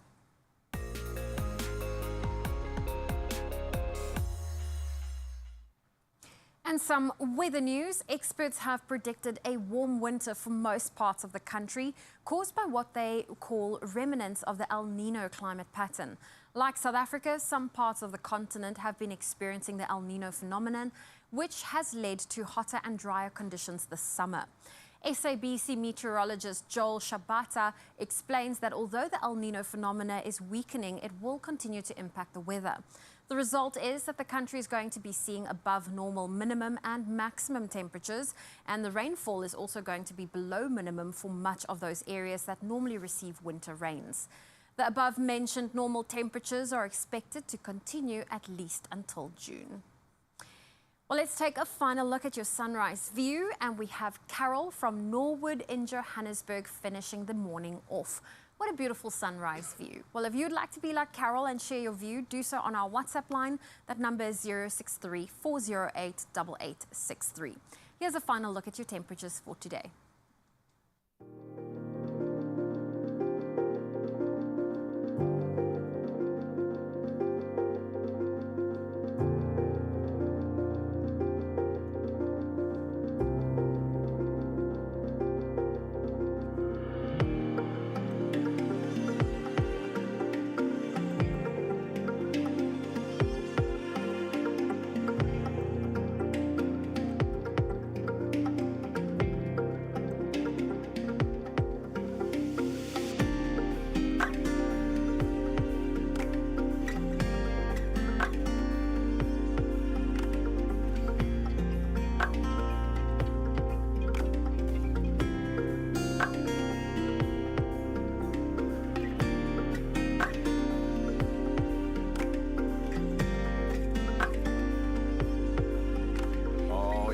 Temperatures are heating up even though we're diving into winter, and even something more better than heating up is your Feel Good Breakfast Show.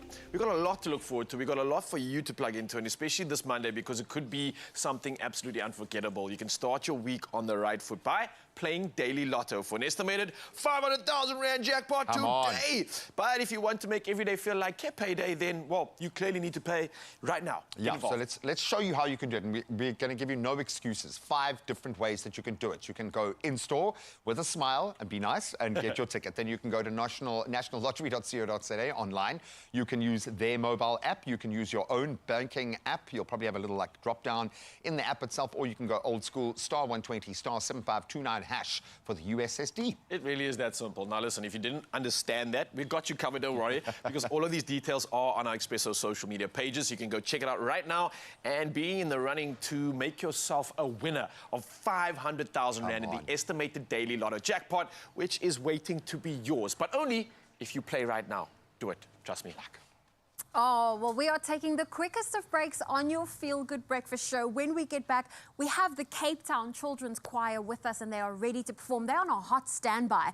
And then we've got an incredible content creator, Lornell Levy's here, ready to also chat all things when it comes to content creation and what's been going on, as well as a delicious recipe in the kitchen. So that and a whole lot more still on its way.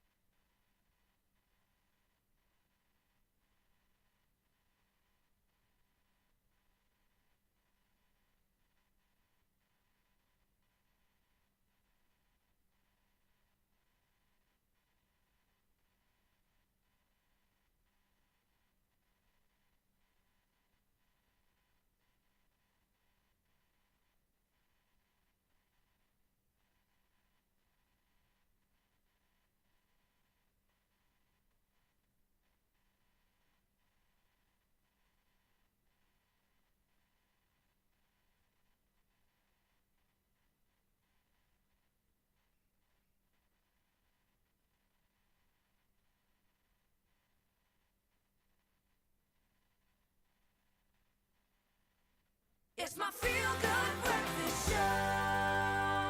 Oh, yes, and welcome back. This is your Feel Good Breakfast Show. And if you haven't been around for the last few hours, then, well, you've been missing out on some inspirational stories. But we're going to keep it going right now. Keep elevating and inspiring our youth this morning. And joining us is a TikTok content creator and creative. It goes by the name of Lornell Levy's. Now, you might have seen him on the show before. I call him family, but he's a fashionista, a foodie, and so many other things. But let's take a look at him in his actual element.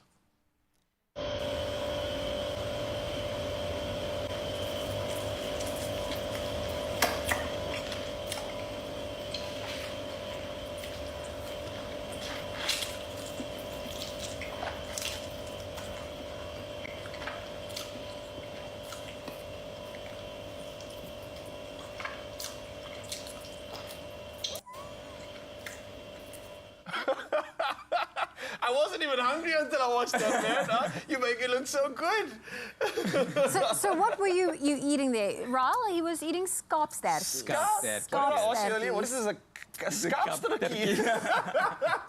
Bro, I didn't even know what it was. It looks like a rib, but what on earth It's is really that? delicious. So it's basically a skarpsterkie, lamb style. Wow. Do you, have you always been adventurous with your cooking, or do you think that's more of a, as you've, become more comfortable in the kitchen? I think I've always been. My family really loves cooking, and they love trying out like new recipes and exciting and interesting recipes. So I think it's always been like a part of me. Always been a part of you. I think the culture that you come from always like adds a little bit extra spice to the foods we make. You can't deny the calling. Listen, let's kick it back, because I know we know you and a lot of people have gotten to know you, but let's pretend that there are still some people unfortunately living under a rock, have no idea what you're about. Let's talk about this journey of yours. I think it's quite an incredible one. You've come through and come into a space of your own which is so unique, constantly growing and resonating with people. But where did this decision even come to, let's say, progress into the world of putting yourself on the front end, sharing some of your passions, and I guess also discovering some of your passions through it all, right? Yeah, exactly. So I've always been one for entertaining people. Like, I always took part in dramas at school, always singing on the stage. So I feel like somehow I always knew that this would be like my path that I would follow. I didn't really plan on doing content creation. So that sort of That just happened. That just happened naturally. So it was actually during my honors. When I was doing my honors in linguistics that I started actually delving into TikTok. And I mean, we were in lockdown, we were at home. And so that's when everything just like took off. I never planned on doing food, because I always thought I'd start off in fashion, but that didn't really like kick off like the way I wanted to. And then people just wanted me to eat and cook. And so I was like, let's go. I'm not complaining. What was the first video, a food video? No, not actually a food video. Okay. I think it was like some trend, the dancing trend. Okay. It was always the dancing trend first, and then everyone found their niches. Yes, exactly. How did you manage to find the balance? I mean, being in lockdown, studying remotely, keeping yourself entertained, using and creating, or playing on a platform like TikTok. How did you find that balance between completing your honors and also content creation? It was definitely challenging, but I'm someone who can't just do academics. I need that balance of creativity as well. So I would say the creativity really helped me in terms of balancing academics and creativity. So they like go hand in hand with each other. So it was good. And you say this hand in hand in this collaboration. How do you see? Let's use the word career, because I know that's quite a vague term right now, because there's so many ways that we can sustain and support ourselves. Where do you see your career, for lack of a better word, taking you? I mean, you've got what you've studied, you've got your passions, you've got this platform that you've built. How do you take these puzzle pieces and try to direct it? Where do you see it going? That's actually a really good question. So I'm busy completing my master's this year. Sure. And I also started tutoring this year. And the module that I'm tutoring is critical media studies. So obviously media and content creation. So I'm really hoping that I would maybe lecture and, lecture the module and, teach people of content creation and how they can monetize. I love that. I have to say, we have got the Cape Town Youth Choir, the children's choir in studio, and I know a lot of them, they've got access to all these incredible platforms. Here you are, you've got your honors in linguistics, you've got, you're busy with your masters, but you're also finding that creative outlet balance. So for our young minds in studio, how would you encourage them to, to continue to pursue their passions and their arts? Definitely don't limit yourself, and you know yourself best. You know what your strengths are. Don't allow negativity to pollute your mind, and just you will feel it in your gut, you'll feel it in your heart what you need to do, and just go headstrong into that. It might seem scary, but take the challenge. Oh, great words of advice coming from a sage in the world, in the digital world, of course. But if you want to find out more about this man, you can see all of his incredible content online. He's everywhere, TikTok, Instagram, you name it. We're also going to be diving into the kitchen and celebrating one of those passions that we just spoke about, food. But for now, though, we're going to be celebrating something special. We've got the Cape Town Youth Choir that are going to be entertaining us right now. It's the Cape Town Children's Choir that are ready. They have voices that are coming from angels themselves, and they are about to serve you right now. Sit back and enjoy. Good morning, everybody. My name is Bronwyn Leith. I'm the conductor of the Cape Town Children's Choir. It's our privilege to be on the show this morning. We've got some interesting songs to sing to you. The first one is very interesting, not quite what you think of as your Monday morning song, but we thought it would be a good start to show you what we can do. And so I'm going to share what the words mean. It's in Spanish, but the Basque language, which is in the northern Spain, and it's called Zai y Choiten, which means hoping. So we're hoping for something, and you'll see halfway through with their actions, they're feeling a little bit downcast, but towards the end of the song, they feel hopeful that something good is going to come in their day. So the words are hoping, waiting, soft hope, afraid of something, seagull feathers on the beach, a special day, a scary day. But there are still a few hours to go. It is a white butterfly on the way.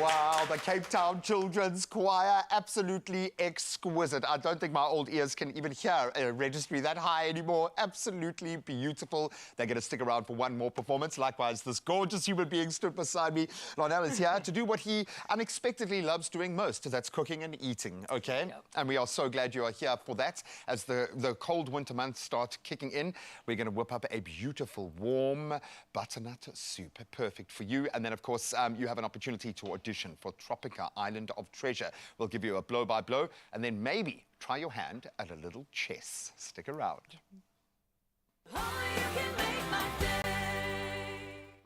Drained? Dehydrated? You have lost more than just fluid. Recover faster. Add Rehydrate, SA's #1 oral electrolyte mixture.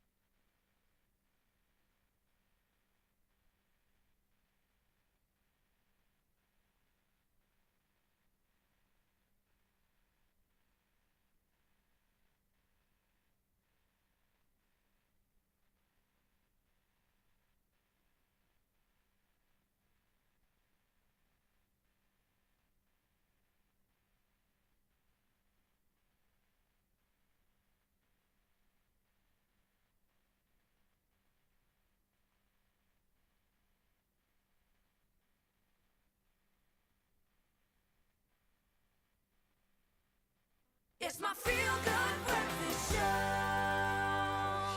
Yes, Mzazi, welcome back to your Feel Good Breakfast Show. The inspiration this morning has been incredible, and especially when it comes to our youths, and that's exactly what we're going to dive into right now once again.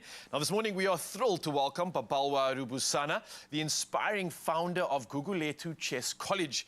Now, she's dedicated herself to empowering children through chess and academic support in Gugulethu, Cape Town. And she's joined by her remarkable beneficiaries. We've got Pila in the building as well as Mandisi, and they are both absolute champions. I want to say firstly, welcome to your Feel Good Breakfast Show. How are we all doing? Thank you so much. It's really good to have some incredible minds here this morning. And Papalwa, thank you for what you're doing. This is really, really exciting stuff. Talk to me about this incredible organization that you've started, that you've formed, and what it's doing for the kids, how it's empowering them. Okay, thank you so much, firstly, for inviting us to Morning Expresso. We really appreciate it. Okay, what inspired me? Firstly, it was my brother and it was my younger brother. I taught him at the age of 2. Oh, wow. And then after that, my son, and then the friends. And then I decided, let me just, the whole community. Because we actually, in Gugulethu, we lack a lot of things. The only sport they know is soccer and netball. That's it. There's nothing else. So having chess there, it was something amazing for them. And then it just gives them a sense of pride. And we have a lot of crime, lots of crime. So it keeps them away from crime. And shifts the focus to something more positive. And like what you said now, you have all these common sports, but what an incredible sport to be able to stimulate the mind as much as chess does. Young gents, you are clearly talented, to say the least. What's it been like being at the college, Pila and Mandisi? Have you enjoyed being at the college? Have you learned quite a bit? Yeah, I learned a lot because like there we get a chance to meet other people, then we learn because some are more potential than us, but we get a chance to teach each other how to play chess. Nice. Pila, did you learn to play chess at the college or did you know how to play before? I learned to play chess before. Okay, all right. And the college just kind of improved those skills and turned you into a Western Province champ? Yes. Okay, all right. So clearly incredible work happening here. I've got to say that there's not just chess happening right now. There's actually more support coming from the college beyond just teaching kids how to play sport and do chess. Talk to me more about that actual impact that's going on and the actual work happening behind the scenes. Okay. Gugulethu Chess College is not only a chess college. We also academic assistants. We also do academic assistance whereby we teach kids. We actually assist them with homeworks before we play chess. Oh, wow. Assignments, projects. We have maths tutors, language tutors. We teach them IT. The youngest player is 3 years old. Okay, the toddlers, we've got a toddler section. So the toddlers, they just name the pieces, how to move, the movement, and how to pack. And that's at as young as 3 years old. I didn't even know what chess was at that age. That's amazing. I know. So it's not only chess, it is abroad because we teach them IT. They know how to maneuver a computer from grade R. See, and they play online tournaments with other people or like in other countries and stuff like that. And you're obviously highlighting the importance of not maybe just focusing on sport, like you said, because in life it requires balance to be able to get over all the obstacles and hurdles that are put our way, especially being a kid. So you're kind of prioritizing the importance of what needs to have focus and where that focus can lead to, right? True. Now, for you kids, obviously, this is not just a college. You get to be around friends and you get to make some cool memories. What's your favorite part for both of you being at the college? What have you loved the most? What I love the most is that when we get to the chess college, we get there and we eat after playing chess because in some other chess colleges, they don't eat even. But Sis Babalo makes sure that we eat, go home like full, and makes everything for us that we need. Even at home, when we need data for go online, then she buys for us everything. And you don't think about that, the fact that like food is so important to be able to focus and concentrate, and how you're supposed to do that when you don't have that support, how you're supposed to learn and research when you don't have a connection and internet. So this is making sense why this is so important and we need more of this around. Pila, for you, do you have any standout memories or things that you love about the college? What I love the most about chess is that we keep children off the street, preventing them from being gangsters, doing crime. He even went to a lot of places outside of Cape Town. Man, I can tell you about that. You guys are like superstars. Give me 5, man. But yeah, I love it. I love what you're doing. I'm inspired by what you're doing, and I know it's not going to stop here because you're actually going to show some of your skills right now. You're going to be challenging one of the presenters to chess. You're going to find whoever's who's the most clever, who's the smartest one when it comes to sport. I don't know who it's going to be, but it's going to be a tough one. You guys ready for the challenge? Yes. Well, maybe I can ask you if anybody does want to support this incredible college that you are doing, just before we go away and actually showcase this demo. How can they get involved? How can they support this cause? How can they add to the impact that you are doing right now?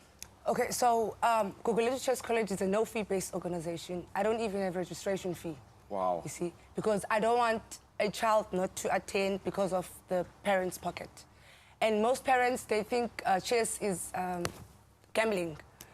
And some actually, like, I don't even have bread money. Why would you ask me for chess money? You see, so I do everything for the kids. I pay registration fees for them. I feed them, I transport them, and it's not easy. So those are some of the challenges. And then we don't even have space, you know. But, you know, without the challenges, you'll never know your full potential. Oh, I love that. Yes. I love that. So those challenges, trust me, they've boosted me to do a lot of things. I do not have support from the government or local government or anything, but I seek for sponsors. I make sure every weekend they attend tournaments, and I pay for those. You see what I do? I would just register maybe 50 kids, and then I would go out and ask sponsors. I've registered these kids. Can you assist? and then they actually pay the registration fee. So some will say, okay, I'll pay for 20, and then I'll pay for 50. But now, if you could say, I want to register these kids, and then someone will say, I don't have money. But if you say, I've registered 20 kids, and then they'll actually say, okay, you've registered, and then they'll pay. Okay, Yes. all right, okay. And then they will assist maybe with transport, feeding the kids, because I feed them every weekend, and I've got more than 200 kids. Oh, wow. Okay. Well, maybe we can take this time right now and a reminder before we even get into the demo. Mzansi, as you can clearly hear, this is an incredible organization. This is an incredible college that's taking place, but it needs your assistance. So if you can come through right now, you can find them on Facebook, you can find them online, and we are going to be diving into more of this conversation and a demo in just a bit. So stand by. If you want to be inspired, it's going to happen in just a bit. Well, the inspiration's continuing to flow because Tropica Island of Treasure, it is heading to Zanzibar with Zanele Potelwa as the host. And the celebrities heading to the island are Chad Jones, Umuhle Gela, Ngokobile Kwezi, Carl Kuchelman, Ungani Ndlovu, as well as Ndavi Nokiri and Bobby van Jaarsveld. Hashtag beat Bobby. He's going to come for me soon, eh? But he is the one to watch. No, they are all amazing. Physically, they've got the game, but big personalities. And if you want to be joining one of those personalities with your own big personality, this is the final week to stand a chance to join the celebs on Tropica Island of Treasure. So what do you need to do? First step, upload your audition video telling the Tropica team why you should go to the island, to social media using @mytropica and #Tropica. This is also an opportunity for you to put yourself out there as a content creator. So jump on that. But if you're a little bit nervous to do that, there are other ways. Definitely, you can send your audition through to tropicaauditions@gmail.com or upload it to the link that is found at the My Tropica pages on social media. And if you submit an audition, Tropica are also giving away 3 Wango watches valued at 3,000 Rand each to make sure, so make sure you submit an audition and you might be an owner of a brand new watch. I know all the talk is about like winning your share of that R1,000,000 and you win $500,000 if you win this show along with your celebrity contestant who gets the other half, but there are so many other prizes thrown in as well. Remember, this week is your final week to submit that audition, so please make sure that you motivate it and make it incredibly good. And make sure it has all of the details that we have covered because we desperately want you to have your shot. Not only are those 7 lucky contestants chosen to head to Tropica Island of Treasure and obviously potentially win that $500,000, but you're going to get 10,000 Rand just straight off the bat. 10 grand will be yours before you even get to Zanzibar, courtesy of Deep. And you could win that Wenga watch just by auditioning between now and Sunday night. Come on. Oh, how come on. incredible is that? The lucky 7 contestants chosen to head to Tropica Island of Treasure, they will also receive 10,000 Rand before even getting to Zanzibar. And that is all courtesy of Deep. I don't think we've ever had so many prizes just leading up to the island. Before we've even started the show, guys. Come on. Remember, you have up until Sunday, the 5th of May. That's this coming Sunday to submit that audition and stand a chance of winning your half of R1,000,000. So get on it, and you could be really, really smooth.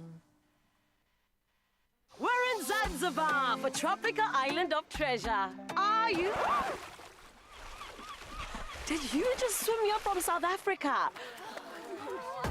There's an easier way to find fame and your share of a smooth R1,000,000 fortune. Simply upload your audition to social media, explain why you're a match for our celebs. Add the #Tropica and tag @mytropica, and we could see you in Zanzibar. Buy a Tropica now and enter to be on the island. All right, so clearly, as you can see, things are very intense right now. We are stepping into the world of chess, and right now I'm taking on Mandisi. He's one of the champions, and he's from the Gugulethu's Chess College. With the coach right now, I'm intimidated. We're already into it. It looks like I'm exposed, but we're going to keep moving here. I think I've got a strategy. Boom, boom, boom. Checkmate. Are you... What do you mean? My goodness! Why are you... But how? Okay, so clearly... I must look at the spot. I've just been checkmated in like less than 4 minutes. Bro, what do you mean? I feel like I've been bamboozled here, Mzansi, but clearly this is just how good this man is. Wow, okay. Well played, my friend. Clearly a champion. I wasn't even ready. I still had some strategies to do here. But let's try one more game. Let's see if we can reset this up right now. What just happened? I'm still trying to figure it out. The coaches come through. Are you impressed with that? Is that just a standard move for you? That's what okay. Who's going first? Okay. Let's try this.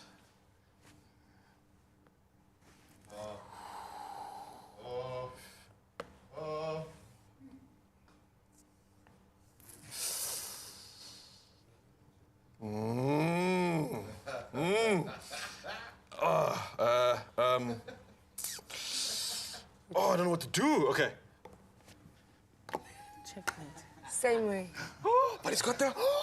this man is good. Okay, I have to shake your hand, bro. You are amazing. Clearly, I need to work on my chess game right now. I feel like he hasn't even broken a sweat. He's not even thinking.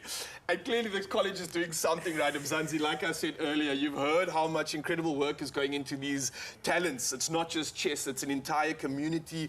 They are prioritizing the things that are important, getting these kids off the street, providing them with all the facilities and infrastructure. So me personally right now, I'm dying and asking you to please, please, please come through and support this college. They need your assistance. We need to create more champions like this so that we can show off the actual talent that we clearly have in South Africa right now. Madisi, wow, blown me away. I know Pila's standing there in the background. It's like, I would have taken him as well. No sweat.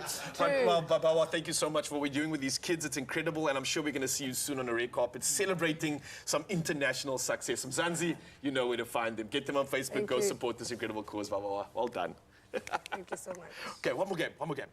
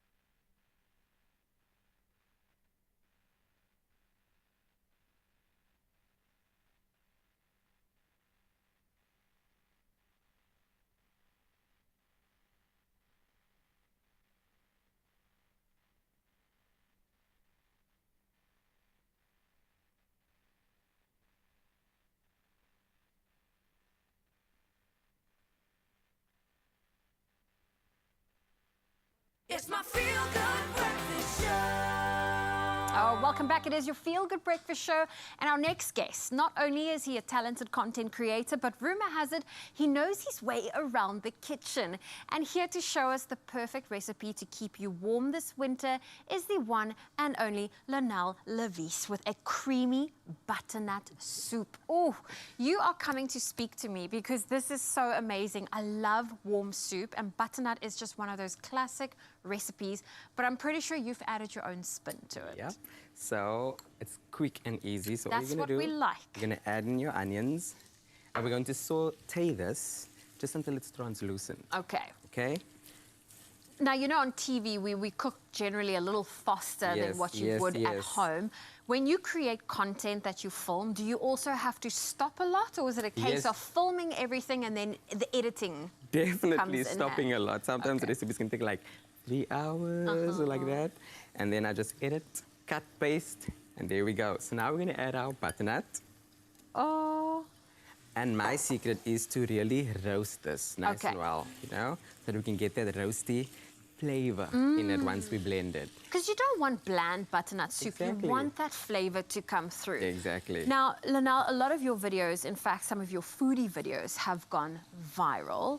Did you ever expect that when you created these videos? I mean, everyone hopes for it, but did you think it would actually go the way it did? No, I did not. I did not actually. So the first video that went viral of me was the green pepper challenge. Okay. So that was like, you had to have green pepper, adding cream cheese, and then adding salami. And that went viral. And then people were like, now try the red pepper, try the yellow pepper. And then that just delved into me going into different cooking videos. And so, yeah, that's how that cooking journey started. Well, your cooking journey, you say you come from a family of foodies. They love cooking, they love food. But is that kind of where your love for it came? Or when did you decide, hang on, I'm actually good at this, I'm going to keep doing it? Definitely from my family, definitely, because I see that how it makes one feel when people enjoy your food. And, you know, people always compliment them, and people always say, oh, I love coming to your house because you guys make nice food. And, you know, my aunts, my cousins, they all make really good food. And it doesn't have to be exotic. Something simple as butternut soup, but just that you make it really nice. Make you it know? tasty. Tasty. Basics make it good. Yes, exactly. Now, I'm someone that makes a faux pas or two in the kitchen, so I have my bloopers. Is it even possible for you to have a blooper, or do you just know how to save a dish when it doesn't go according to plan? I don't think I really mess up in the kitchen, but where I do mess up is by baking. So that's why I don't do a lot of baking videos. But food for me, it's really easy. It's easy. So now we're going to add some cinnamon. Okay. Cinnamon always goes so well with butternut. It is a beautiful flavor. Delicious. We'll get some cinnamon in. Yep. And some sugar. Okay. About a tablespoon of sugar. And then we're going to add just a pinch of salt, pinch of pepper. Yes. And now we're going to roast this nicely. And that's also the beautiful thing. If you feel like you've perhaps under-seasoned, if you're in doubt, rather leave it out. Your guests or you can add salt. Exactly. There's nothing worse than a dish that's too salty. Exactly. So now you can smell those flavors. Oh, I absolutely love it. The cinnamon, the onions. And once it's nicely roasted, we're going in with our chicken stock. Okay, so we're going to go for a chicken stock, not a veg stock. Oh, is this a veg stock? No, I'm asking, we can go in with any stock. It's all up Any to your stock. preference, because Yes, I yes. personally would then go and add some chicken pieces to this to really add extra protein to a butternut soup. But yeah, you can play around with the stock. We've gone for chicken stock. You can obviously stick to vegetables if that's what you prefer. And we're just going to allow that to cook through. Yep. Ah, So fantastic. for about half an hour, obviously it will be faster over here, but half an hour, and you're set to go. Oh, there we go. And Yep. once your butternut is cooked through, it is nice and soft, you allow it to cool down, and then we're just going to pop it into the blender. Yep, and don't forget your milk. Oh, full cream milk. full and that's cream my tip. milk. Instead of using cream, we use full cream milk. Oh, I like So that. it's healthier. Healthier But you still get alternative. that creaminess Exactly. and that fullness from Exactly. the dairy. Oh, Lionel, it's so great having you here. Thank you for showing us one of your delicious recipes. Look at this. We've got this beautiful butternut soup. If you would love to get your hands on Lionel's recipe, it is available on our website. That is expressoshow.com. Now, you've been here for the first performance. Are you ready for another performance? Can't wait. Oh, I can't well, wait. ladies and gentlemen, on your Feel Good Breakfast show right now, we have the Cape Town Children's Choir, and they are ready for another performance. We're back, and this time we're going to sing For a Moment. And this is a song from the movie Wonka, which you might have seen last year, 2023.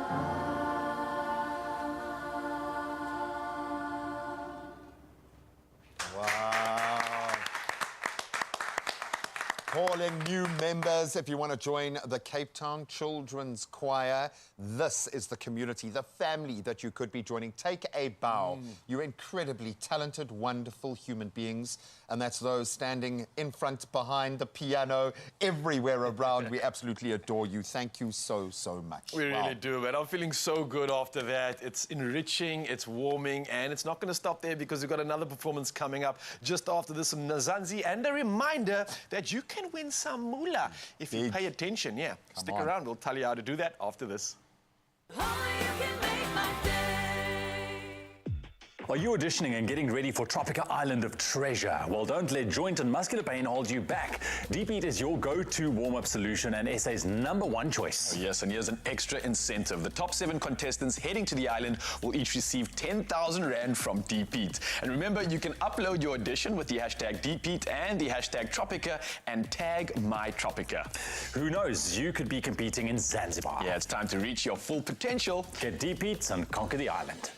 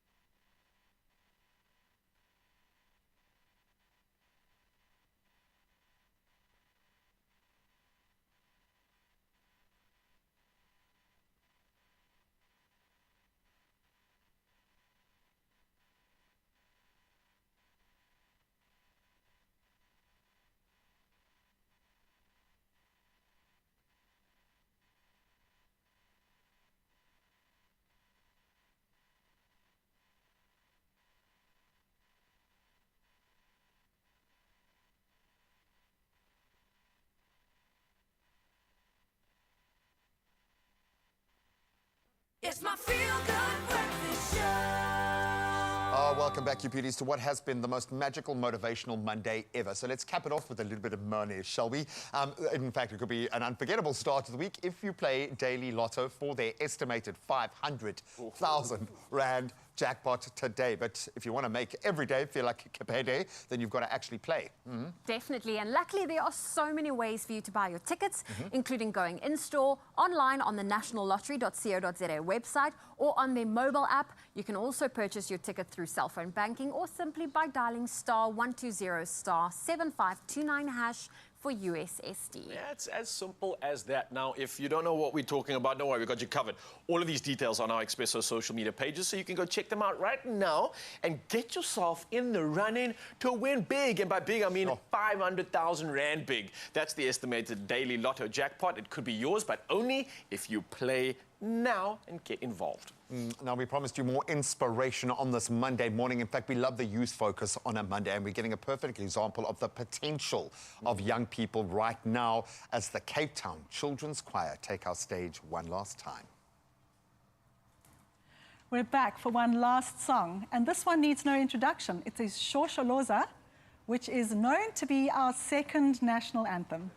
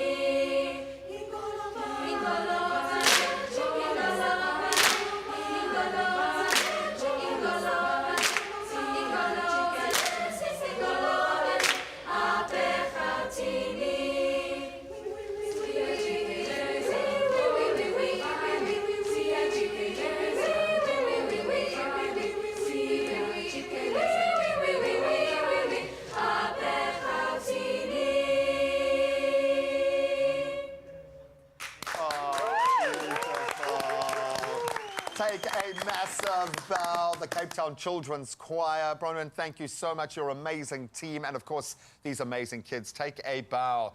And, of course, you can audition, you can join, and you can support. If you're a corporate looking for an investment to back that's going to give you the big bucks, choose them. We love you. We'll see you tomorrow. Mwah.